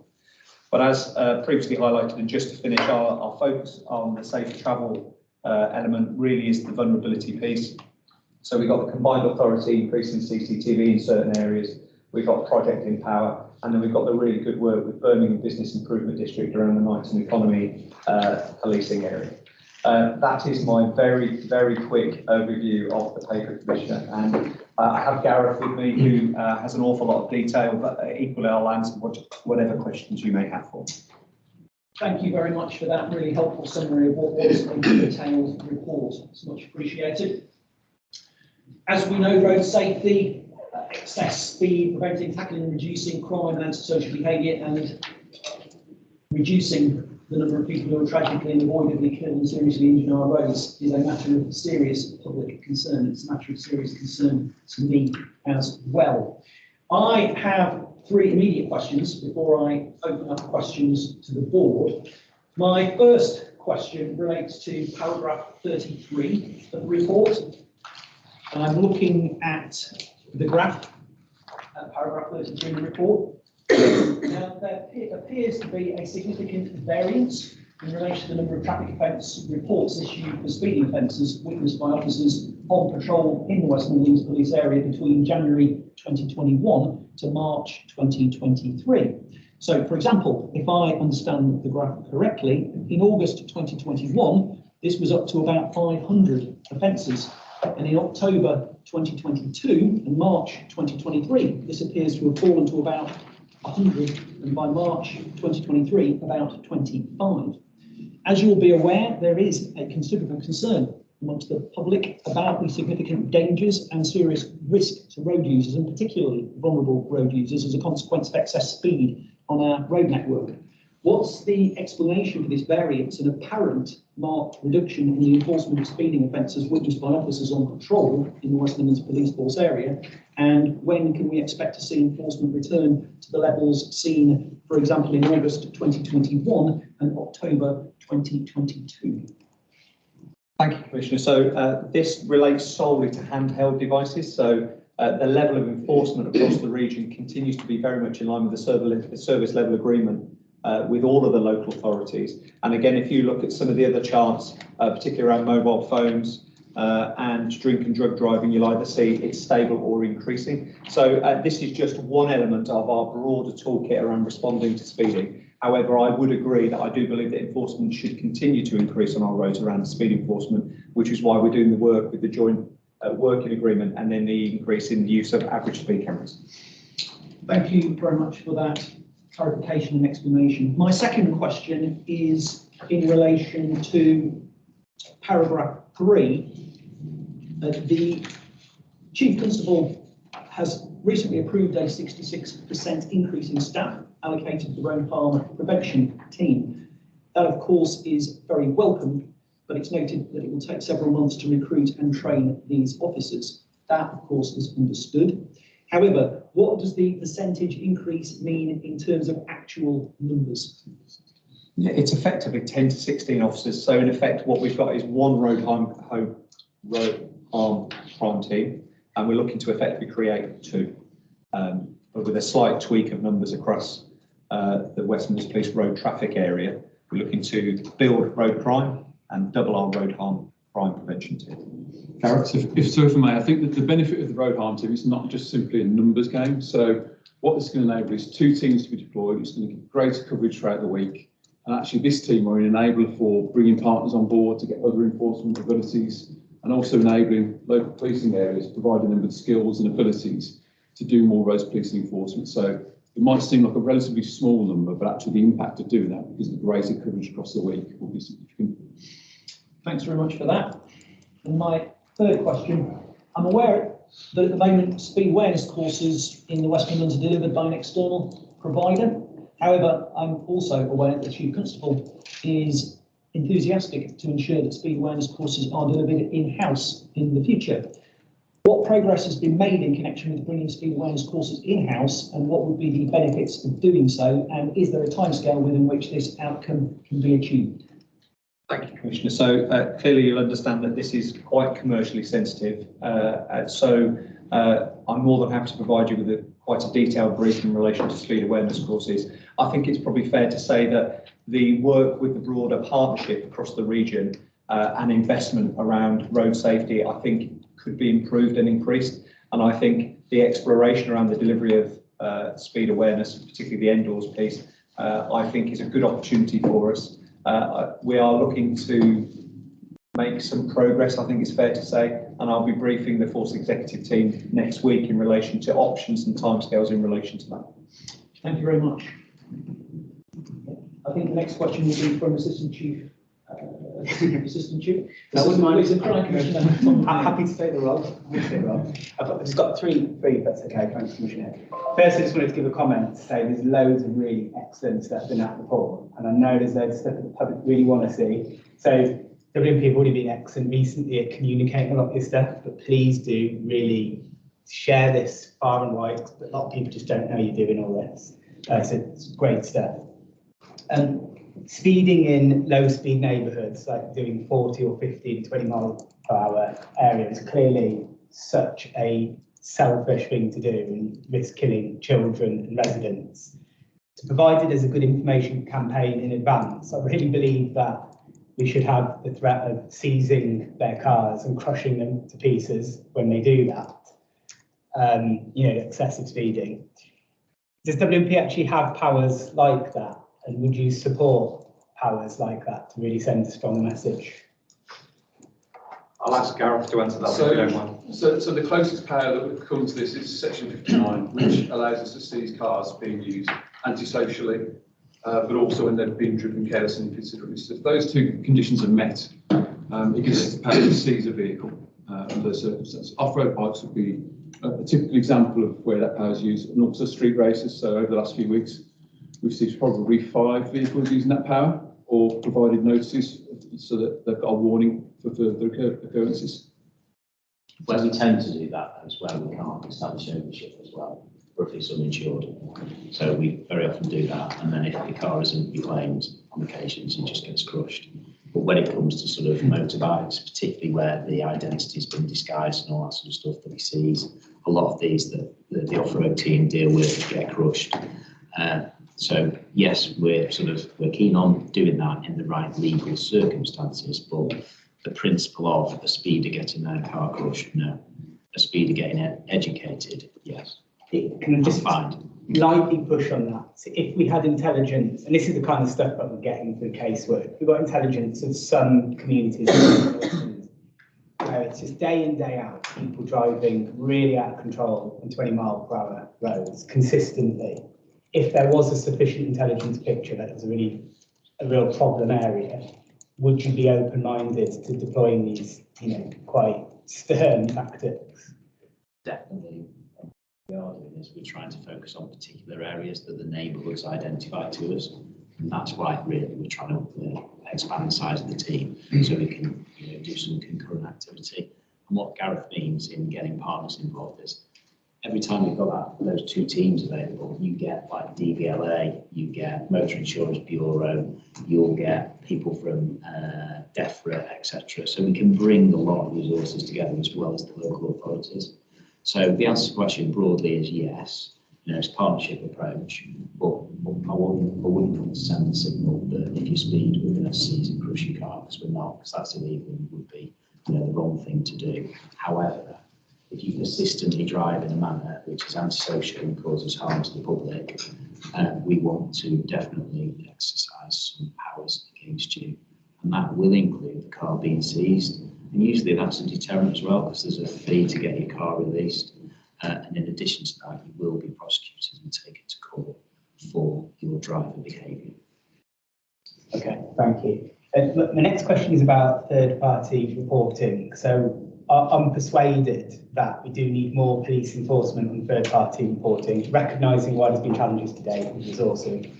And I think that's because for public trust, the fact that residents are prepared to really contribute to law enforcement in this way, deserves to be honoured, and I think it will succeed in helping shift car culture. I'm really pleased Westminster Police are up for looking at how you can do this. Is there a plan to really action an increase in law enforcement in this space? So the answer to the question simply is yes. We discussed this, the Commissioner and I, with the Mayor in terms of what's the collective approach. So yes, we do have some plans around doing that. And we've been actively discussing timings in terms of making sure we've got some more staff in place to do it, and how we fund those staff is subject to an internal sort of discussion. But yes is the answer to the question. What we haven't been good at in the past is sort of communicating back to people where, so I might get something on my phone, send it in and think, yeah, that's an absolute red ink, no problem, get them stuck on, etc. The reality is, when the evidential threshold is considered by our colleagues in the CPS and by ourselves, to be fair, we have to make sure that it does pass every single test. And on occasions, what's fed through to us doesn't often meet that requirement. But we're not so hot at communicating that back to the public. It's the point you just made before, actually. And I think we need to build that communication in our future model of operations. So we've done this, and the answer is that. You told us this, and the answer is that. And these are the reasons why. So why we prosecute, but also why we don't prosecute. Yeah, that's really helpful. Thanks. So there's a potentially good news ahead. There's a plan to try. Yeah, definitely, and that links into the investment in the average speed, in the ANPR expansion. I've put more resources into road policing, and we definitely have got a focus on making sure that the strategic bit is joined up with the local neighbourhood bit, because there's nothing more frustrating than constantly seeing somebody speeding. I mean, we get it in the local feedback in the surveys. Very much it used to be in most areas across the country, drug dealing when you do a local survey, but most often it's antisocial driving and speeding that comes to the fore in lots and lots of areas. So, we are committed to do something about it. Great, thank you. Just the last question, thanks, Commissioner. In 2 point, you referred to it, Mike, as well. in the paper, 2 points refer to potentially new or enhanced law would support what WMP are doing and the police generally. One was about legislation around people driving on nitrous oxide, and then the other one was about people who obscure or do weird things with their number plates. Could you just elaborate slightly about what those legal changes, those desired legal changes would look like? Yeah, so nitrous oxide is really problematic for us. It's very difficult to evidence. It does have an intoxicating effect for those that are driving, albeit that intoxicating effect is fairly short-lived. But we've had collisions in the West Midlands. Even recently, I went out to one person within the last month where there's a nitrous oxide cylinder in the footwell of the driver. And we see cylinders in vehicles after collisions fairly frequently. And it seems to indicate, although it's very difficult to evidence and prove to an evidential standard in court, seems to suggest that nitrous oxide is a contributor towards those driving around socially and dangerously on the roads. It's very difficult to challenge. So, a law could potentially look at the possession of nitrous oxide in a moving vehicle or where that's situated in the vehicle. It's very difficult to say there's a certain blood level limit for nitrous oxide because it gets off-gassed from the body so quickly. And so it's a really challenging area for us to police, and potentially one where exploration of legislation could assist in making roads safer. And the other one about the number plates. Yeah, so number plates, I think, is you get lots of people altering number plates or putting incorrect number plates on vehicles. Clone cars are a pure example. So if you got a certain vehicle and you want to drive illegally on the streets, or you want to do certain behaviour, you can go on Auto Trader, find a registration for a similar vehicle, put that on your vehicle and drive around with it. But actually the penalty for doing so is very minimal, and we believe it should be reviewed to see whether that penalty should be increased. Thank you. Just on the nitrous oxide part, I just wanted to kind of share my support for what you said. I'm really worried about nitrous oxide driving because I'm just hearing loads of people in the community tell me they literally are watching kids take it whilst driving. I'm hearing young people say it, adults saying it. It's like a known thing. It's a real big problem. So I'm glad that you're kind of noting that, and I guess we'll do our bit to, I guess, support your cause in that. Yes, Chief Executive Joseph Jardine will ask the next question. The section in the report about modified exhaust and the antisocial behaviour caused by modified exhaust. My understanding is that an excessively loud exhaust is an MOT failure. So if you modify your exhaust to make loud noises, that can be grounds for an MOT failure. Is there therefore, and it's not referenced in the report, but is there therefore potential to look at how this is being implemented by MOT testing stations? Is there an appropriate level of concern for this issue? Is there an opportunity to refer vehicles that potentially are excessively loud for retesting or anything like that? So we do have an ability with a document called VDRS. So when we stop a driver and we think there's a defect on the vehicle, something that's not roadworthy, we can issue a VDRS, vehicle defect rectification scheme, which means that driver has to go for a retest on their vehicle within a short space of time.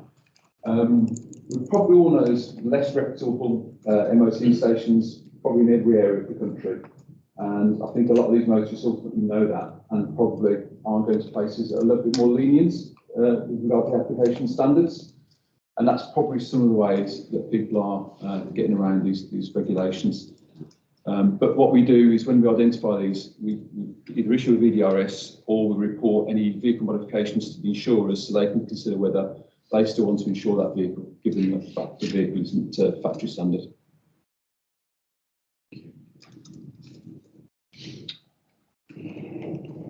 We normally have questions from the board, but on this occasion, Colin, I'll indulge you with one question. It will be very brief, and thank you very much for giving me the opportunity.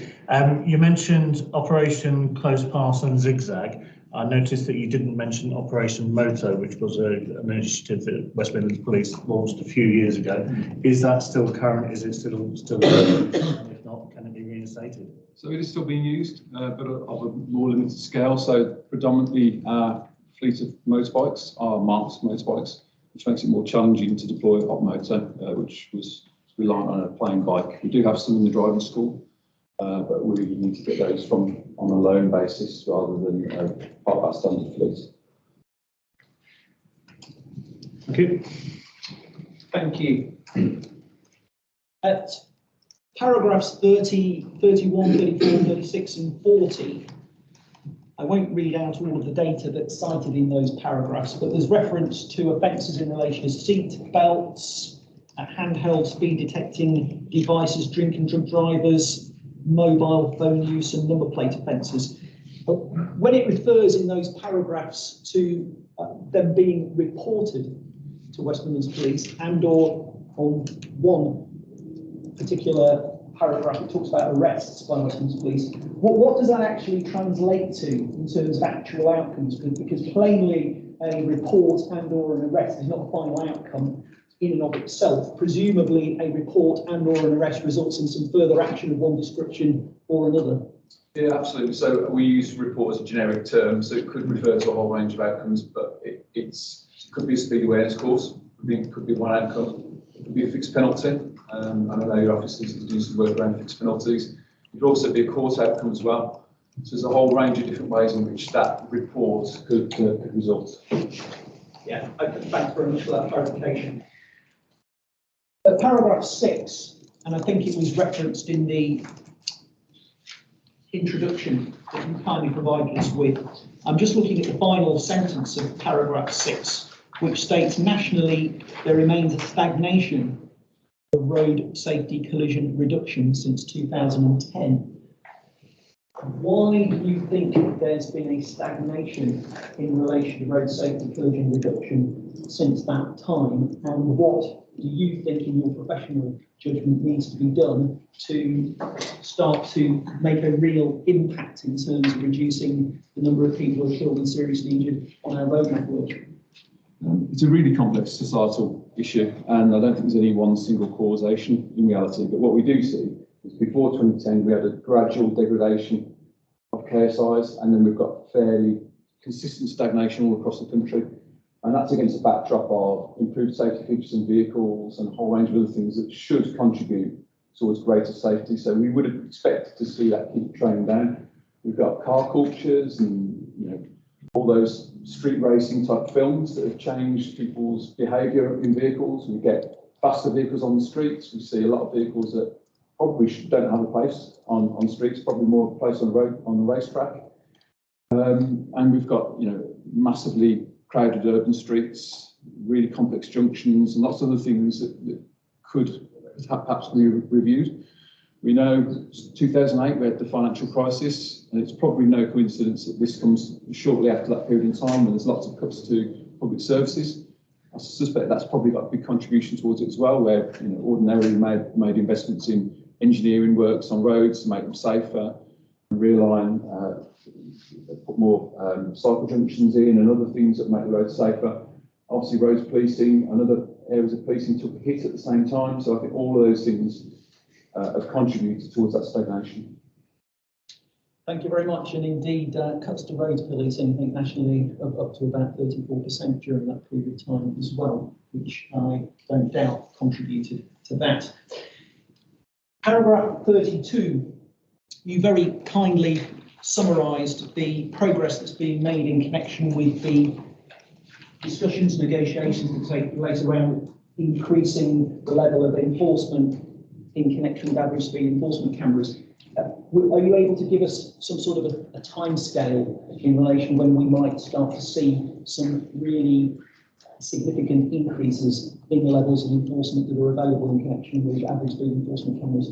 Yeah, absolutely. So work is ongoing with the 7 local authorities in relation to negotiating a single joint working agreement. What we have discussed with the directors only last week is making sure that the relevant governance with elected members in each of those local authorities is teed up for this autumn, so that we can try and make progress and not have blockages in the system, if that makes sense. So I'm really hopeful we're in a position in September to have a joint working agreement which is roundly supported across all of the local authorities. And then as part of that, we're also re-reviewing our systems, processes and resources internally within West Midlands Police with a view of looking to increase steadily our current level of enforcement around average speed cameras to quite a substantial amount more. But you'll understand that the level of investment in resourcing, systems, processes and IT will just need to be commensurate with that. So we're working through that at the moment, but I'm hopeful that in the autumn we'll start to see the joint working agreement signed off, and then we can start to see that steady increase in relation to enforcement. That's excellent news. Thank you very much for that. Paragraph 37, I'm looking at the tackling serious and organised crime on roads, and indeed some numbers in connection with assets, particularly criminal assets seized from vehicles. In particular, that paragraph refers to criminal assets seized from vehicles stopped worth almost £15 million. However, it includes almost £1.3 million worth of drugs and over £700,000 worth of cash. Plainly, that still leaves quite a large gap in order to make it up to 15 million. I just wondered what the balance of those criminal assets represented, if not cash and if not drugs. Predominantly vehicles. Thank you. At paragraph 61 and 2, I noticed that there's reference to the opportunity for people to volunteer as West Midlands Police volunteers and with a particular input in connection with roads policing related issues. Obviously, road safety, as I referenced in my opening comments, is a matter of significant public interest at the moment, and I do wonder whether there might be people who would be enthusiastic about wanting to become West Midlands Police volunteers, particularly with a focus on road safety. Is it possible to provide some insight into the pathways for people to be able to volunteer in relation to this road safety initiative? I think if I just give you the top line and then maybe Gareth can plug some of the gaps. So I think in the first instance, I would advocate working with local policing areas to support community speed watch initiatives. I think from a policing community and partner perspective, a sort of a graduated and tiered response to road safety, I think it's very important to have, local policing, local partners and the local community working together to address road safety. And then as and when we see particular areas that are of concern to a broader area and or the region, then additional resource and or specialism coming into play. So in the first instance for me, it'd be community speed watch, but then I know you're fully aware in relation to our Citizens in Policing team led up by Sam within the West Midlands Police and the good work she does in encouraging increasing volunteers and making sure, I think the key for volunteers is making sure they're looked after, they're briefed, they're trained and they know what's happening, rather than sort of recruiting and they're not looking after. But I know you're aware that within CMPG and Road to Policing, our volunteering network is very strong and very well looked after. I don't know if Gareth, you've got any of the details you'd like to give? Yeah, absolutely. We're very keen for members of the public to be involved. Obviously, we've got a really great team of specials that work with us at CMPG and Road to Policing. I met with the Chief Inspector earlier in the week. They do fantastic work for us, and they're going to start to support some of the other functions that we're talking about here, road crime and road harm. We've also got Mr McNeil made reference to us publicising a lot of the great work that we do. We've got 2 media students that are going to be starting with us to help capture all the great work that we do and publicise it better with members of the public, working alongside corporate comms. I think that'd be really positive. And then these volunteers specifically will be aimed at trying to educate people in schools and places of education, and absolutely his ability to grow that. I think initially we'll keep it fairly modest and we'll make sure that we've got the right support documentation and products in place that we need to deliver in schools and places of education, and then we'll look to grow that with more volunteers. Thank you very much for that, and I'm really pleased to hear about that initiative that's going to improve the level of communication around the work that's being done around road safety, because I do think communication is really important to promoting trust and confidence in this area. I have no doubt at all. As far as I'm concerned, my final point is in connection with paragraphs 70 and 71, which relates to the rollout of moving traffic fence devolution across the force area.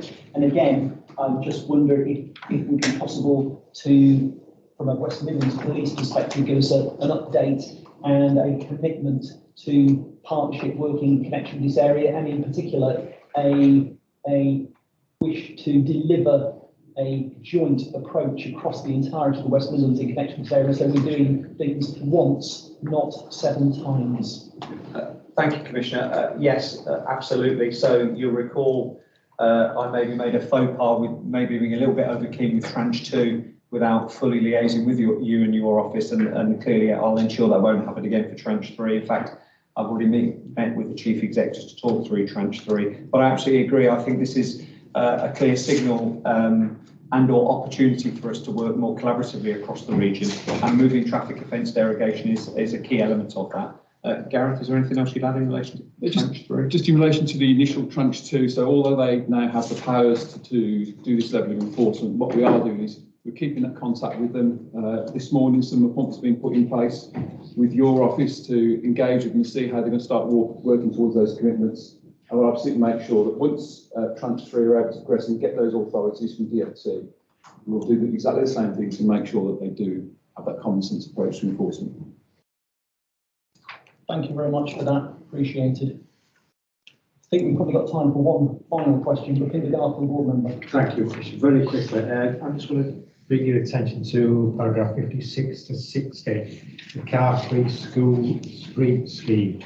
I look forward to this because the school runs a bit of a nightmare. I think we can all agree on that one. It doesn't matter where you live in the West Midlands or down south or anywhere up north, it's an absolute nightmare. There's been scheme after scheme. I know one particular school even had young children with teachers and parents out in yellow jackets, pointing to parents who were parked illegally, saying, look, you know, you're putting your child's life in danger. The message is just not getting across. I mean, for this one here, I'm reading it as though you're going to get, you're looking at a street free of traffic, where vehicles be parked in other streets. So you're just not moving the problem from street A to street B. I think the crux with all these things is the safety of the children, and that's where the focus has to be. So getting those vehicles away from the school gates. That's why they've got the zigzags in front. That's why we enforce that as the police. And I know the Commissioner's Office has been out seeing some of that activity in recent weeks. So the focus has to be around that. And I know the application of some of the moving traffic contraventions, particularly Walsall, have really focused around the school students because it's ultimately a safety endeavour to try and keep those children from getting into the wheels of the vehicle. Yeah, I just think it's an absolute nightmare at the moment. There's been so many schemes. I know we looked at an area in Wolverhampton where we're going to cut into a green space, so you could park there and walk the children to school. Parents didn't want to take his children right to the school door. It's an absolute nightmare. Thanks, Commissioner. Thanks very much, Bapinda. In the interest of time, we will have to conclude that agenda item, but thank you so very much, Assistant Chief Constable Mike O'Hara and Gareth Mason, head of the Patrol Group, for attending this morning, for presenting your report and for answering our questions. It's much appreciated. Thank you very much on this very important subject. On the 19th of July, I had the pleasure of attending, speaking and indeed cutting the cake at an event to celebrate 18 years of the West Midlands Safer Travel Partnership. The partnership was formed in 2005 and at the time it was the first of its type in the country, and I'm pleased to say it has stood the test of time. The Safer Travel Partnership is key to the pledge in my police and crime plan to prevent, tackle and reduce crime and improve community safety on the public transport network. It brings together West Midlands Police, British Transport Police, Transport West Midlands and other operators like Midland Metro and National Express, who all have a shared vision to prevent, tackle and reduce crime and antisocial behaviour on the public transport network, on our buses, trams and trains. In addition to police officers, PCSOs have access to in excess of 2,500 CCTV cameras that are monitored 24/7. We also have dedicated transport safety officers working to keep people safe on public transport. The partnership also leads on a number of campaigns, including Project Empower, which is helping to prevent, tackle and reduce inappropriate and unwanted sexual behaviour on the transport network and how to report it. The Safer Travel Partnership is a great example of how we can collaborate to prevent, tackle and reduce crime and antisocial behaviour. And that's important not only from the point of view of keeping people safe, but also in order to promote the use of public transport within the West Midlands. An issue within the report of particular concern is that of e-scooters. During 2022 to 2023, there were 23 collisions in the West Midlands police area involving e-scooters, in which people were seriously injured. There were 22 the year before that, and this includes 1 fatality. 12 of the collisions involved a car and an e-scooter, 6 saw pedestrians being injured, scores of complaints and reports of antisocial use and road traffic collision matters relating to e-scooters have been received by West Midlands Police. The government were due to publish new legislation in autumn 2022 regarding e-scooters. For reasons best known to the government, that has not happened. I would like to place on record my deep dissatisfaction with the failure of the government to get it good, properly regulate the e-scooter market, clear up all of the confusion that exists around their use and make them as safe as possible for both pedestrians, motorists and e-scooter riders. It's simply not acceptable for the government to continue to drag its feet on this issue any longer. People are understandably angry and they're demanding the government acts before anyone else in the West Midlands loses their life or is seriously injured. Agenda item 7 is youth commissioners. And this agenda item is to be presented by Mary Jacobs from the Office of the Police and Crime Commissioner and 2 of my youth commissioners, Tony Alexander and Marcy Harshaw, both of whom are extremely welcome to this board. We're asking that these presentations please be kept to no more than about 5 minutes or so each, on the assumption that we've had an opportunity to read Mary's paper, and so we can have an opportunity for some discussions and questions as appropriate. So could you please kindly present your report, Mary, and then it'll be a pleasure to hear from our youth commissioners. So over to you, Mary. Thank you, Commissioner, and I appreciate the opportunity to report on the activities of the youth commissioners once more to you and members of the board. I would like to introduce my co-presenters, Marcy Harshaw from Birmingham and Tony Alexander from Dudley, to the board. This report comes as the current cohort of youth commissioners is serving its last couple of weeks in their 2-year term. And so the report reflects on the activity of the last 12 months, as well as feedback from other stakeholders, and looks ahead to some of the recommendations for working with newly elected youth commissioners in September. I would firstly like to draw your attention to paragraph 13 and the number of awards that our youth commissioners won. The awards are a great recognition for young people and for the role. The Midlands winner of Outstanding Contribution to the Community was Andre Russell from Coventry. Young Leader of the Year for the Midlands and Outstanding Young Citizen was Mohammed Al Hassan from Sandwell. He's still on track to take the baton from you, Commissioner. And Aman Ahmed from Dudley, who won both the Midlands Inclusivity Award and a High Sheriff's Inspiring Others Award.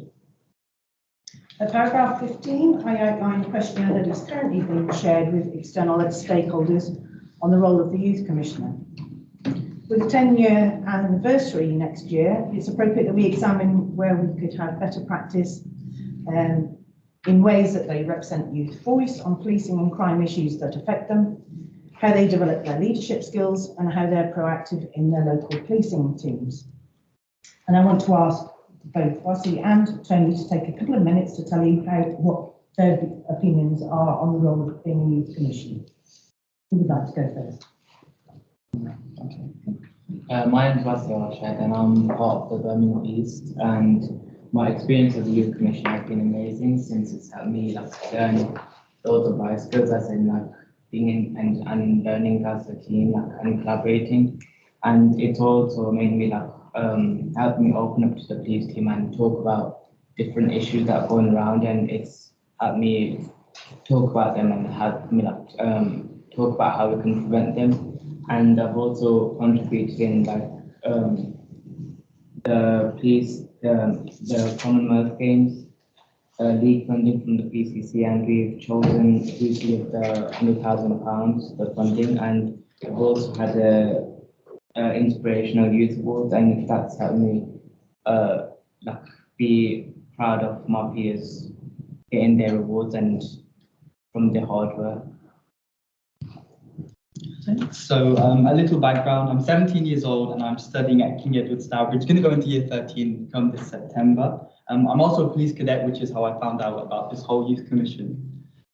So my journey as youth commissioner has been one of a lot of development. So even before the role began, my attempt at canvassing, it was nothing more than an attempt.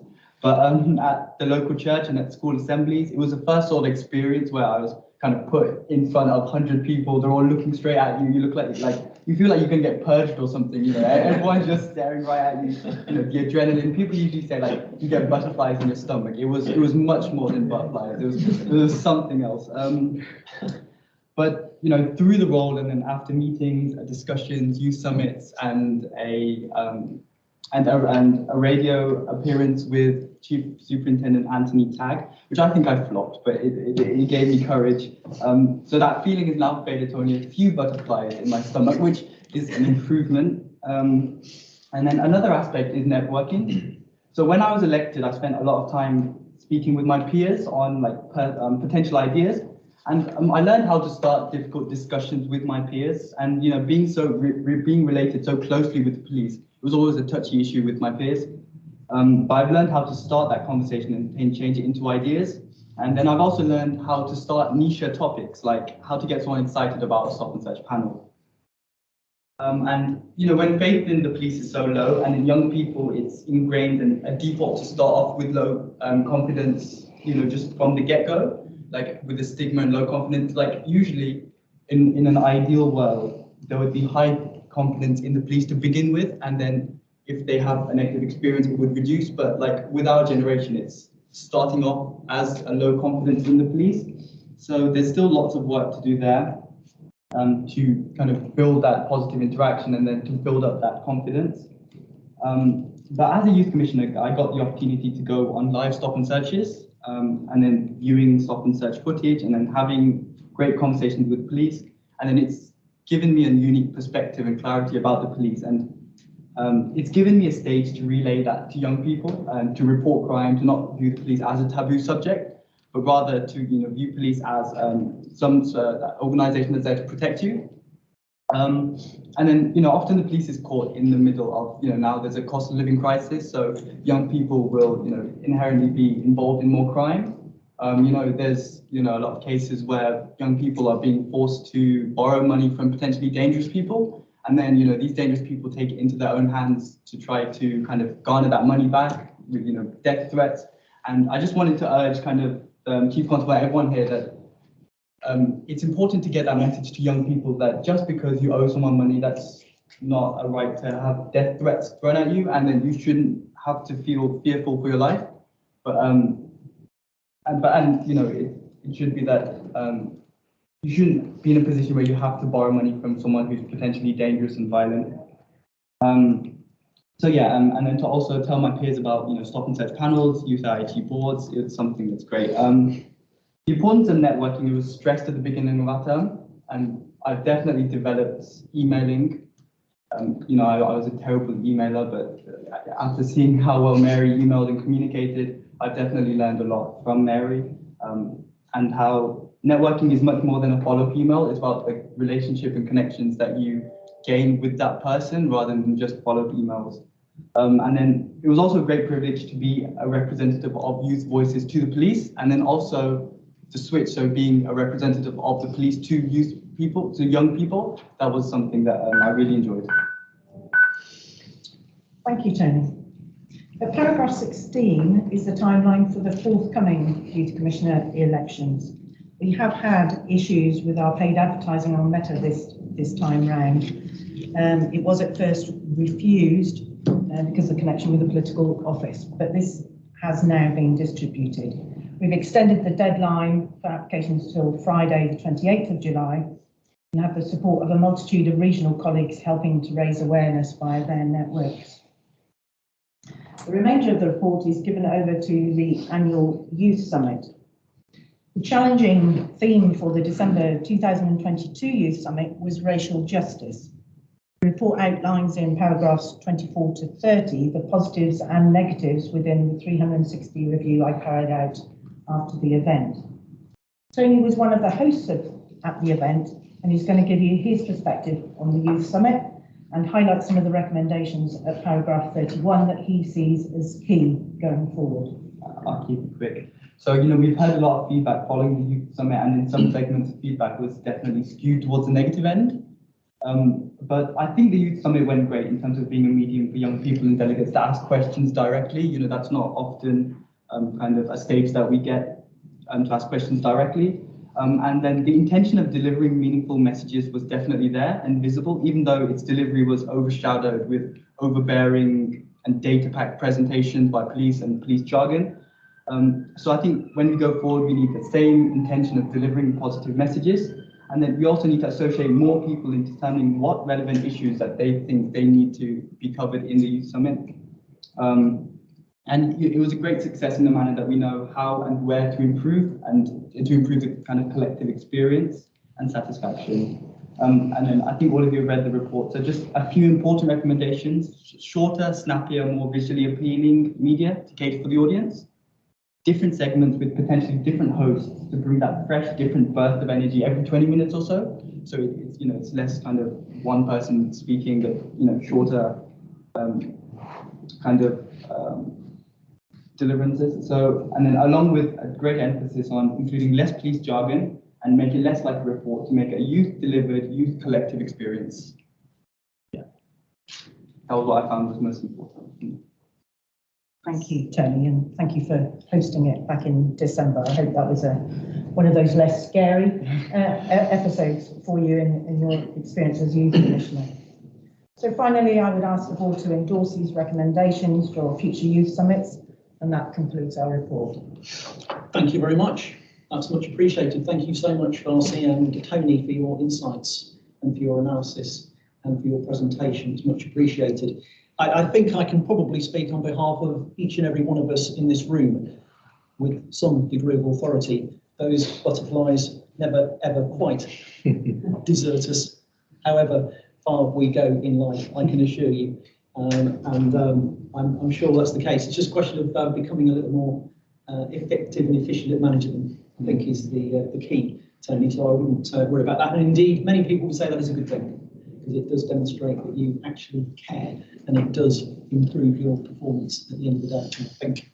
So, and of course, we have a former Youth Commissioner here sitting on the board now as Assistant Police and Crime Commissioner Mazin Ali, who, as you know, was previously a Youth Commissioner. So, I don't know if anybody wanted to contribute any thoughts or comments or questions arising out of those presentations. Tom, and then Mazin. Just really quickly, one, thanks for coming today to share your insights. Really appreciate that. And then the other broader point is thanks for your courage, because when you know that there are public trust issues, to stand up and be a representative and an intermediary between the police and the public actually takes a lot of courage. And you're being real leaders in doing that and building that trust, which everyone knows is fundamental to success of policing and public trust. So really well done. Genuinely got my respect. Thanks for that. Yeah.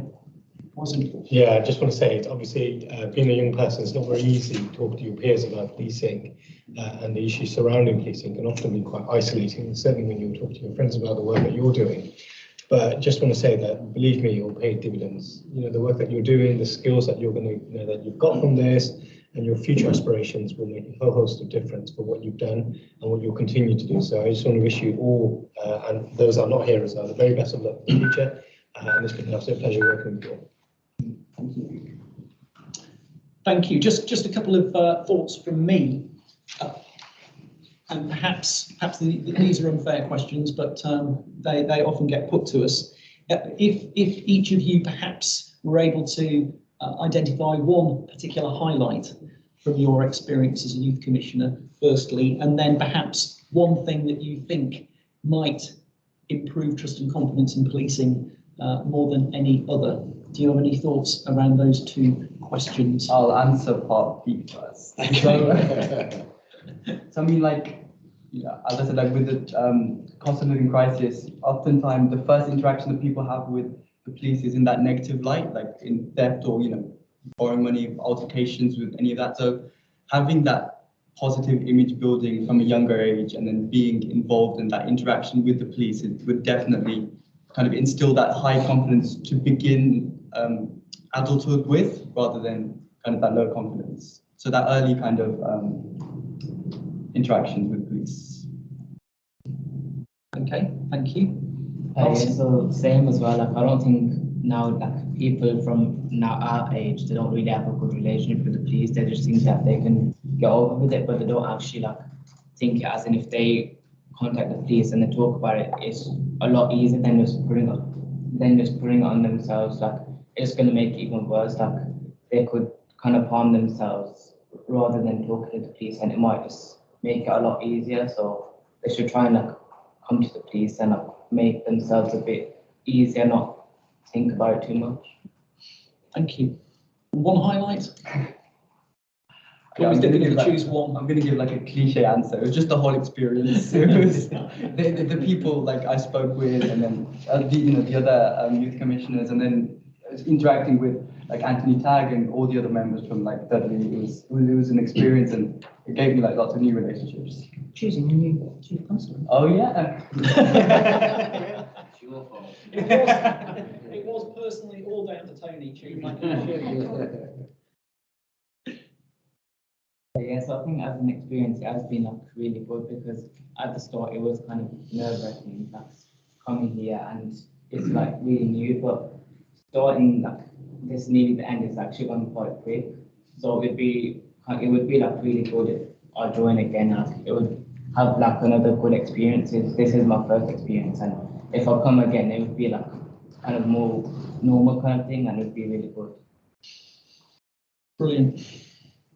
Thank you both so much for your attendance today. Thank you for your presentations, and thank you for answering our questions. Really appreciate it. Thank you, Mary, as well. Thank you. I have a team of 16 youth commissioners who are democratically elected every 2 years by their peers. Their role is to advise me on the issues that are of concern and that really matter to the young people they will represent across the West Midlands. The current cohort are coming towards the end of their term, and I'd like to place on record my gratitude and thanks to them all. They've all proven to be excellent youth commissioners, a much valued asset to my team, and have brought great insight and added value to everything they have done. They are all able and talented young people, and I have no doubt that they all have bright futures ahead of them. I would urge any young person who wants to make a positive difference to their community, is keen to see what West Midlands Police does up close, and advise me on how I can best hold the force to account, particularly in relation to the interests of young people, to run in the upcoming Youth Commissioner elections. Prospective youth commissioners have until 4 p.m. on Friday, the 28th of July to apply. Full details are available on the Office of the Police and Crime Commissioner website. Thank you very much. Agenda item 8 is verbal update on policing governance, and this agenda item is to be presented by Jonathan Jardine, Chief Executive of the Office of the Police and Crime Commissioner. Jonathan Jardine, over to you. Great, thank you, Commissioner. Thanks everybody. It has to be a verbal update because this keeps moving, this issue at some pace. Just to give a very quick reminder of context for those who are watching online. There has been for some years the potential for the policing governance function to move from a directly elected police and crime commissioner to that of a combined authority mayoralty. And that possibility has been actioned in both Greater Manchester and in West Yorkshire. Here in the West Midlands, there was a decision by the constituent members of the combined authority not to progress down that route. However, following changes to national government policy and now proposed legislation, the mechanism via which such a transfer can take place is potentially going to change, meaning that the approval of the constituent members of a combined authority would no longer be required, and all that would be required would be the approval of the mayoralty for the area that's proposed, and the Secretary of State who has to issue an order for such a transfer to take place. So that's the context. So there is a legislative change that potentially makes it easier for such a transfer to take place, and that could apply here in the West Midlands because the combined authority area is contiguous with that of the police area for the West Midlands. The legislation that would enable such simplification, if that's the right word, for the process is the Levelling Up Regeneration Bill, currently in its Lord's report stage.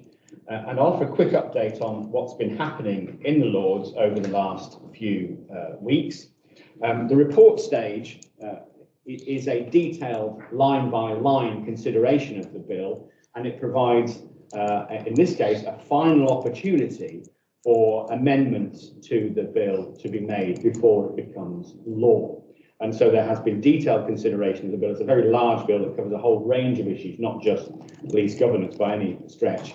And I say that because one of the amendments that's relevant here is not only does the legislation seek to remove constituent members of a combined authority from the process via which policing governance transfer can take place, it also seeks to remove the role of constituent members of a combined authority from decisions to add new members to that combined authority.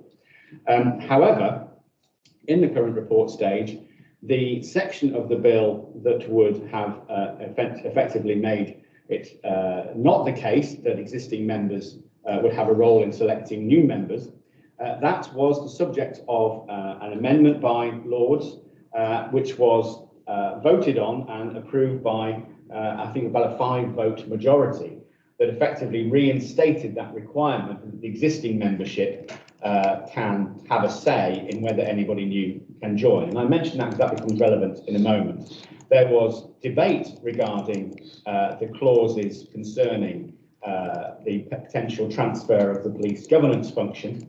Those were not voted on, though there may be further consideration of those at a later date.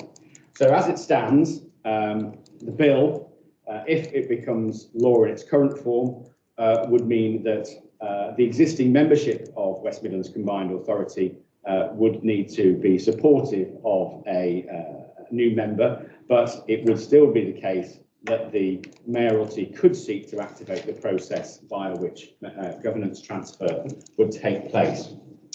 However, the Lords report stage has not concluded, and this is relevant because it affects the potential timeline for any changes that are coming. So the most latest update is actually now there are 3 days of Lords report consideration scheduled for September 2023. That is after the bill starts to be considered again after the summer recess. So the length of time for that detailed consideration by the Lords is growing longer and longer until the 13th of September. And given, as I said, that an opposition amendment, one among a number, I understand, have been approved, there will doubtless, even after the Lords report stage concludes, be a phase that is somewhat inelegantly called ping pong, in which the Lords and the Commons literally debate via it sort of remotely. It's a very strange process. Debate remotely which of the amendments that the Lords have included will continue in the bill and those which will be overturned by the Commons. So there is a potentially fairly extended period, even after the 13th of September 2023, in which the bill will continue to be considered. And as I say, there are also further amendments to the bill that are relevant to the question of policing governance and the timeline for that will be considered as that in the latter days of the report stage in the Lords. So there is a degree of uncertainty there. This means that the data on which the bill potentially receives royal assent, and therefore the new powers for the mayor become activated, is uncertain. It is and it could be as late as November 2023. There is a well-established principle that has been in place since 2007 called the Gould principle, that which is abided by in all but the most extreme circumstances, that there should not be any changes to elections and planned elections within 6 months of the election date.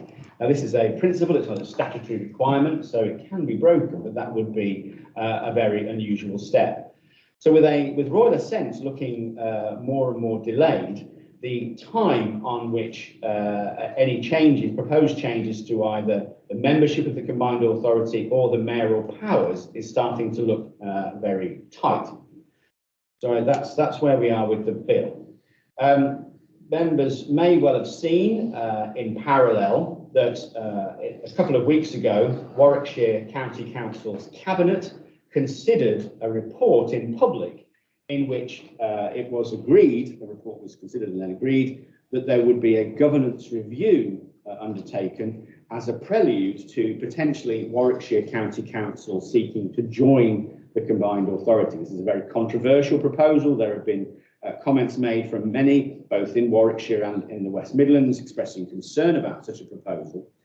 However, the council's cabinet did agree to undertake the governance review and then report back to cabinet with a proposal as to whether or not there were grounds to proceed to a full public consultation. Even in discussion in the county council's cabinet, there was disquiet at both the implications of such a proposal and the timeline for its implementation. I mention this not because it's directly relevant to the governance of West Midlands Police, but because if Warwickshire County Council were to join as a constituent member of the combined authority, it would mean the boundary of the combined authority was no longer contiguous with that of West Midlands Police, and therefore the transfer of the governance function to the mayoralty would become impossible. It is very clear that there is a binary choice to be made, should the legislation permit it, between Warwickshire joining and the transfer of the policing governance function. One can have one or the other, potentially, or neither, but you can't have both. However, even more confusingly, and although the information in the public domain on the Warwickshire County Council website remains unchanged, I have received briefings that Warwickshire County Council intends or has done rescinding its process for potentially joining the combined authority. So we're in a state of some confusion at the moment about what exactly the intention is. And also that leaves us uncertain regarding what is the intention in relation to the potential transfer of the police governance function.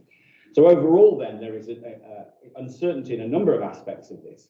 However, there remains a distinct possibility. Its extent of that possibility, I think, is quite hard to measure at this point, that there will be an attempt to transfer the police governance function from the Police and Crime Commissioner to the combined authority, and the Commissioner's views on that are well rehearsed and has been presented in many occasions. In order to prepare for that possibility, there is activity underway to ensure that should, albeit perhaps late in the day, such an initiative seek to proceed, that we are well placed to do so. There are a variety of aspects to such a project, most notably maintaining continuity of service, so that whatever form the governance function takes after May 2024, there is the ability to make decisions and exercise the statutory functions of the role. With that in mind, therefore, there has been collaborative working between the Office of the PCC, the Force, West Midlands Combined Authority and the Home Office to understand what risks and requirements would come with such a transition project were to be initiated. And I think our local risk is that that project could be initiated very late in the day. We're also in very close, communication with colleagues in North Yorkshire and South Yorkshire who are progressing potential transition to mayoral combined authority governance, albeit under the existing legislation rather than under that which is potentially going to come forward as part of the regeneration bill. And I'm also working very closely with colleagues in both the Association of Police and Crime Commissioners and the Association of Police and Crime Commissioner Chief Executives to work with Home Office to look at whether lessons can be learned from the experience in Greater Manchester and West Yorkshire in order to ensure that the order and the other supporting statutory information that will be required as part of the transfer reflects the learning from those experiences. Notably, no, it doesn't apply here in the West Midlands, around maintaining the distinction and the kind of separation of the fire governance function, but also the giving flexibility to combined authority mayors to ensure that there is appropriate provision of both the monitoring officer and Section 151 roles, given the scale and level of risk associated with both police budgets and the complexity of policing and community safety matters that the governance function is responsible for. Commissioner, that's where we are. Thank you, Chief Executive. Do we have any comments, questions or matters arising on that agenda item presentation? No.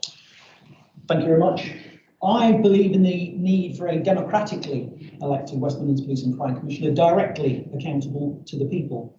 The importance of the people having an opportunity to exercise their choice as to who represents them, and that power should remain with the people. That was the manifesto commitment on which I was elected in May 2021, and it is a commitment set out in my police and crime plan in November 2021. At present, the people of the West Midlands have the right to vote in order to democratically elect their police and crime commissioner. The commissioner is then directly accountable to the people. The people have an opportunity to exercise a choice as to who represents them, and that power is vested in the people. The purpose of clause 59 of the Levelling Up and Regeneration Bill is to enable the government and its Metro Mayor to abolish the people's democratic right to vote for their police and crime commissioner, end direct accountability to the people, remove choice from the people as to who represents them, and transfer power from the people to the mayor. The mayor wants to take the power away from people and transfer it to himself, so he can appoint someone of his own personal choosing on the basis of patronage.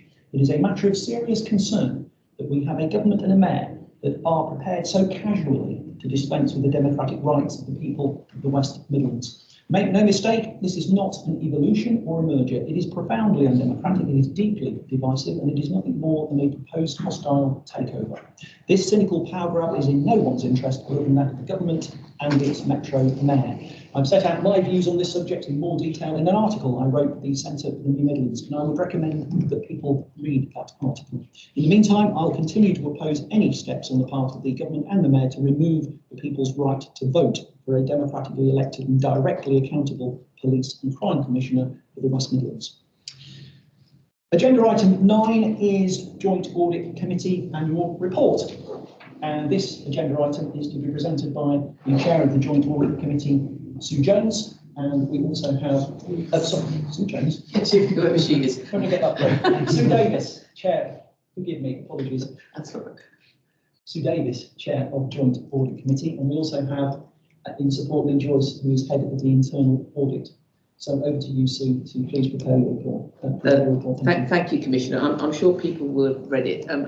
If I can just pick up on the last item which you were discussing, which gives the phrase "one man, one vote" all different connotation, doesn't it? The last time this was under consideration, the Audit Committee actually did a call for evidence and produced a paper on the implications for scrutiny and democracy, which you might want to look at if you haven't looked at it. And we were very critical of the fact that the question of proper scrutiny and proper audit was completely overlooked in any of the thinking that was happening at that time, and I suspect it's being similarly overlooked on this occasion.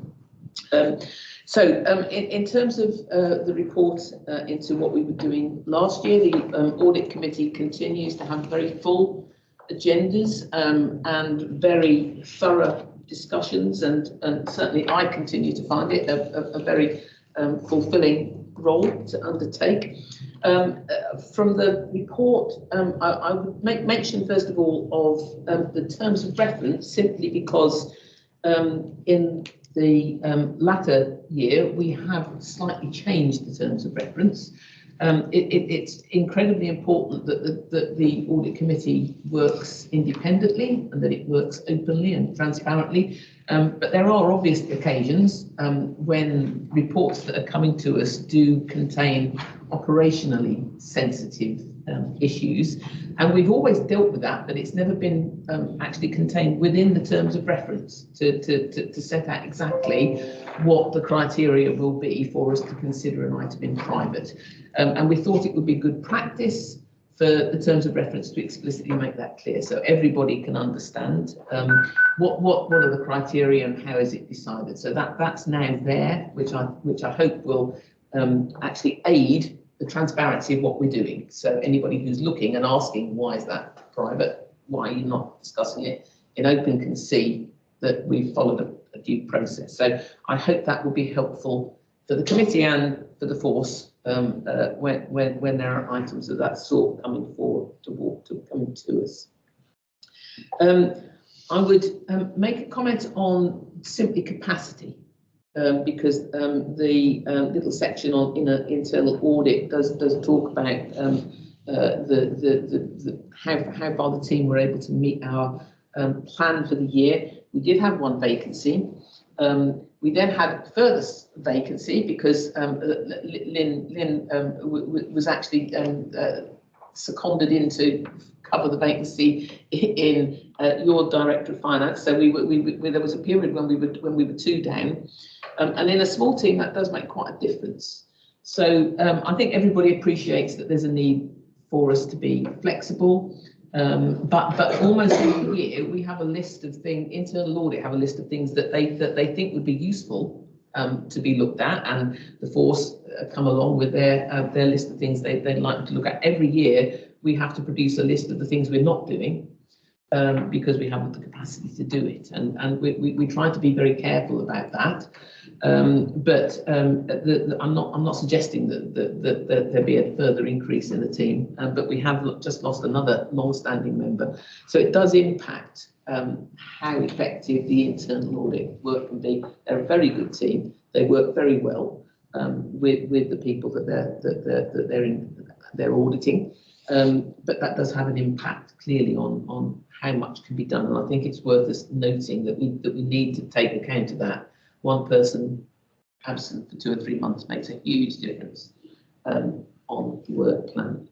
I also want to make a brief comment on the work of external audit. There was a tender exercise last year, and internal audit we did recommend to yourself that you join the national national procurement programme. The result of it is that we've got the same auditing external auditors that we have now had for a very long time. There was a discussion at internal audit with our 2 directors of finance about whether there ought to be some almost statute of limitations, whether in terms of good practice that there ought to be a requirement that the external auditor change over a period of years. There isn't one, and we're with the same team.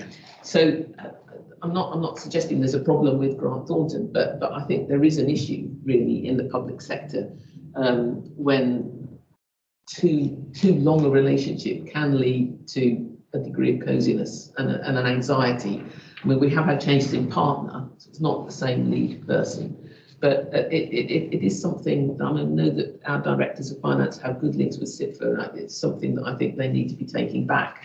That if the possibility is there, then some degree of rotation in which external firms are auditing which forces really ought to be under consideration, so that everyone is clear that there's a degree of independence. And then just in terms of the areas that are coming through and areas of concern for the committee, we do see some themes, and I think you and I have discussed this in the past. We understand the fact that some of our more specialised teams, and I'm thinking over the past 2 or 3 years, we've looked at the internal audit, have looked at missing persons, they've looked at domestic abuse, they've looked at sexual violence against women and girls. And there are themes that are around the capacity of the specialist work teams and the level of training that is there for people who are working in those teams. We understand that the funding situation means it is incredibly difficult to have those teams working with all of the detectives that you would want to have on them, and that impacts. But it remains a concern, and I think one that we will continue to keep an eye on. There has been I think arising from that. We've also been wanting to see, haven't yet seen. I'm sure Chief Constable will take note of this.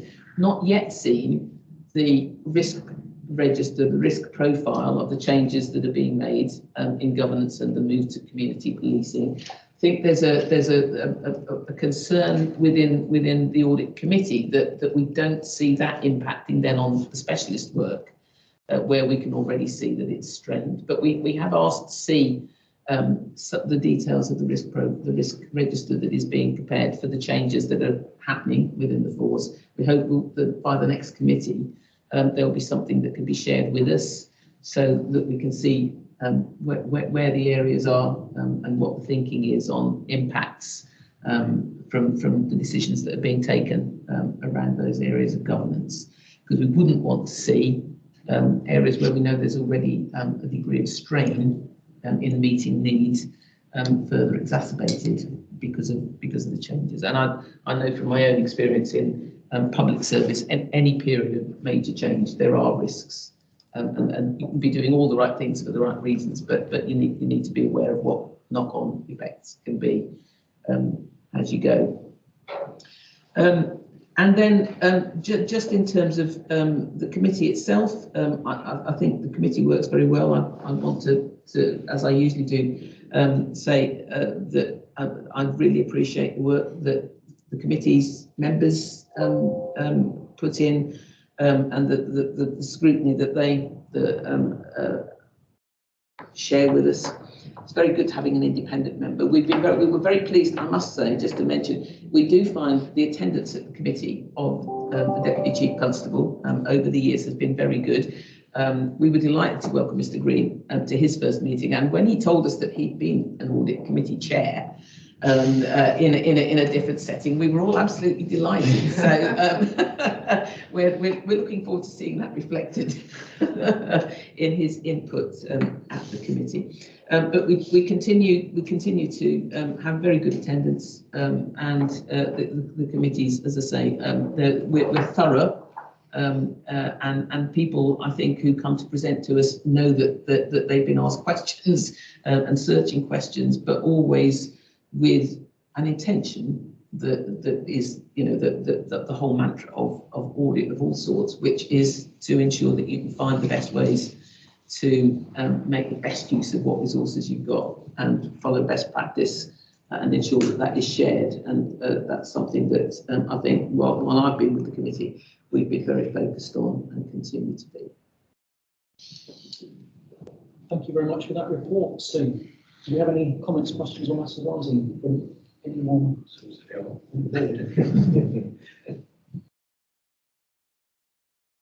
Yes, Tom. I mean, I've raised this before. I still feel like there's a little bit more we could do to really make sure that the learning that comes out of your reports filters in through the thinking of the policy team, the victims team, the violence reduction partnership. Because yes, people could just go and look at the reports. Some people probably don't even know they're available. But as you know, to really embed learning and all the different information that's coming out, it requires this really concerted effort to ensure conversations are happening. And I suspect some of the wisdom that's coming from that, we're missing opportunities to really maximise it. Just for example, I know you've done stuff in safeguarding before, multi-agency risk assessments and all that stuff. Loads of work in the VRP will be around safeguarding children and identifying trauma and ACEs and all this stuff, and same in policy and same in victims. And I bet you they haven't really pulled out the findings from where West Midlands Police are at this moment in time on that stuff. And it's not a criticism, it's just to say something I've probably said each year. I really think we should find a way of building it in as standard, but without it being an extra bureaucracy. No, I think you're right there, Tom, and I think we do engage with the policy team in particular at the start of audits and towards the end, just to relay some of the things that we're finding. Obviously, we've got to keep the two organisations separate, so we do have governance arrangements where we report directly to the force, and then it comes through the joint audit committee to keep that independence. But you're right in, the team, whilst it is really small, has quite a wealth of knowledge about the force and how it operates and how we can share that learning with the wider OPCC. It's always some. We have brought it to away days, haven't we? We do present at away days, but I know you want something a little bit more detailed than that, and how we find that happy sort of place where we can share. It's really hard to do well, isn't it? It is, yeah. You know, away day, you get lots of presentations, and quite frankly, people just feel tired. In away days, it's opportunities to switch off a bit, or you hear something and then you just walk away. It's like nod and forget culture, not blaming anybody. So to create a culture where there's a real proactive, does this impact what I do now? Does this impact my thinking? It's kind of almost the way that information is framed. Will this change what I do in my policy work now? As opposed to, we're going to tell you about what we found. Cheers. It's on everybody. Yes, it is. And I think wider organisational learning isn't always a topic that the Joint Audit Committee pick up on. And you've just mentioned about the themes that are coming out from various audits and how the organisation can learn from it. And we're very conscious of that as an internal audit team, but pitching it right to the broad range of people that we meet with is quite difficult. Yeah. Completely agree with your point, though, Tom. I think that the potential is there if we could find the way to plug it in and make it easier for people to spot that something came out of this.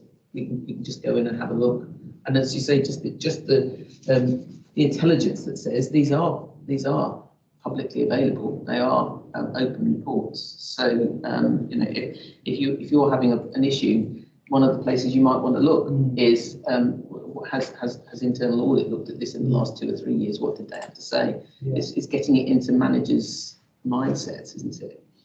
Yeah. Indeed. We will now need to conclude that agenda item, but I want to thank Sue for your attendance today. It's much appreciated. Thank you for your report and for dealing with our questions. Thank you also for all the work that you do as chair of the Joint Audit Committee and the Joint Audit Committee does for the Office of the Police and Crime Commissioner and Westminster Police. It's much appreciated. Thank you very much.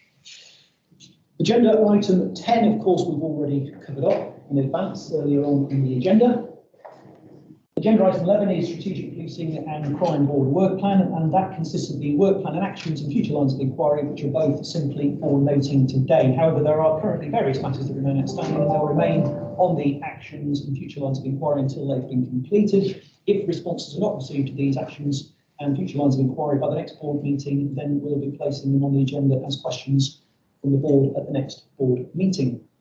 Agenda item 12 is date of the next meeting, and that will be on Tuesday, the 26th of September 2023. I want to thank everyone who's attended and contributed to this meeting of the Strategic Policing and Crime Board today. It's much appreciated, and that completes the agenda of this meeting board, and I formally declare this board meeting closed. Thank you, everyone.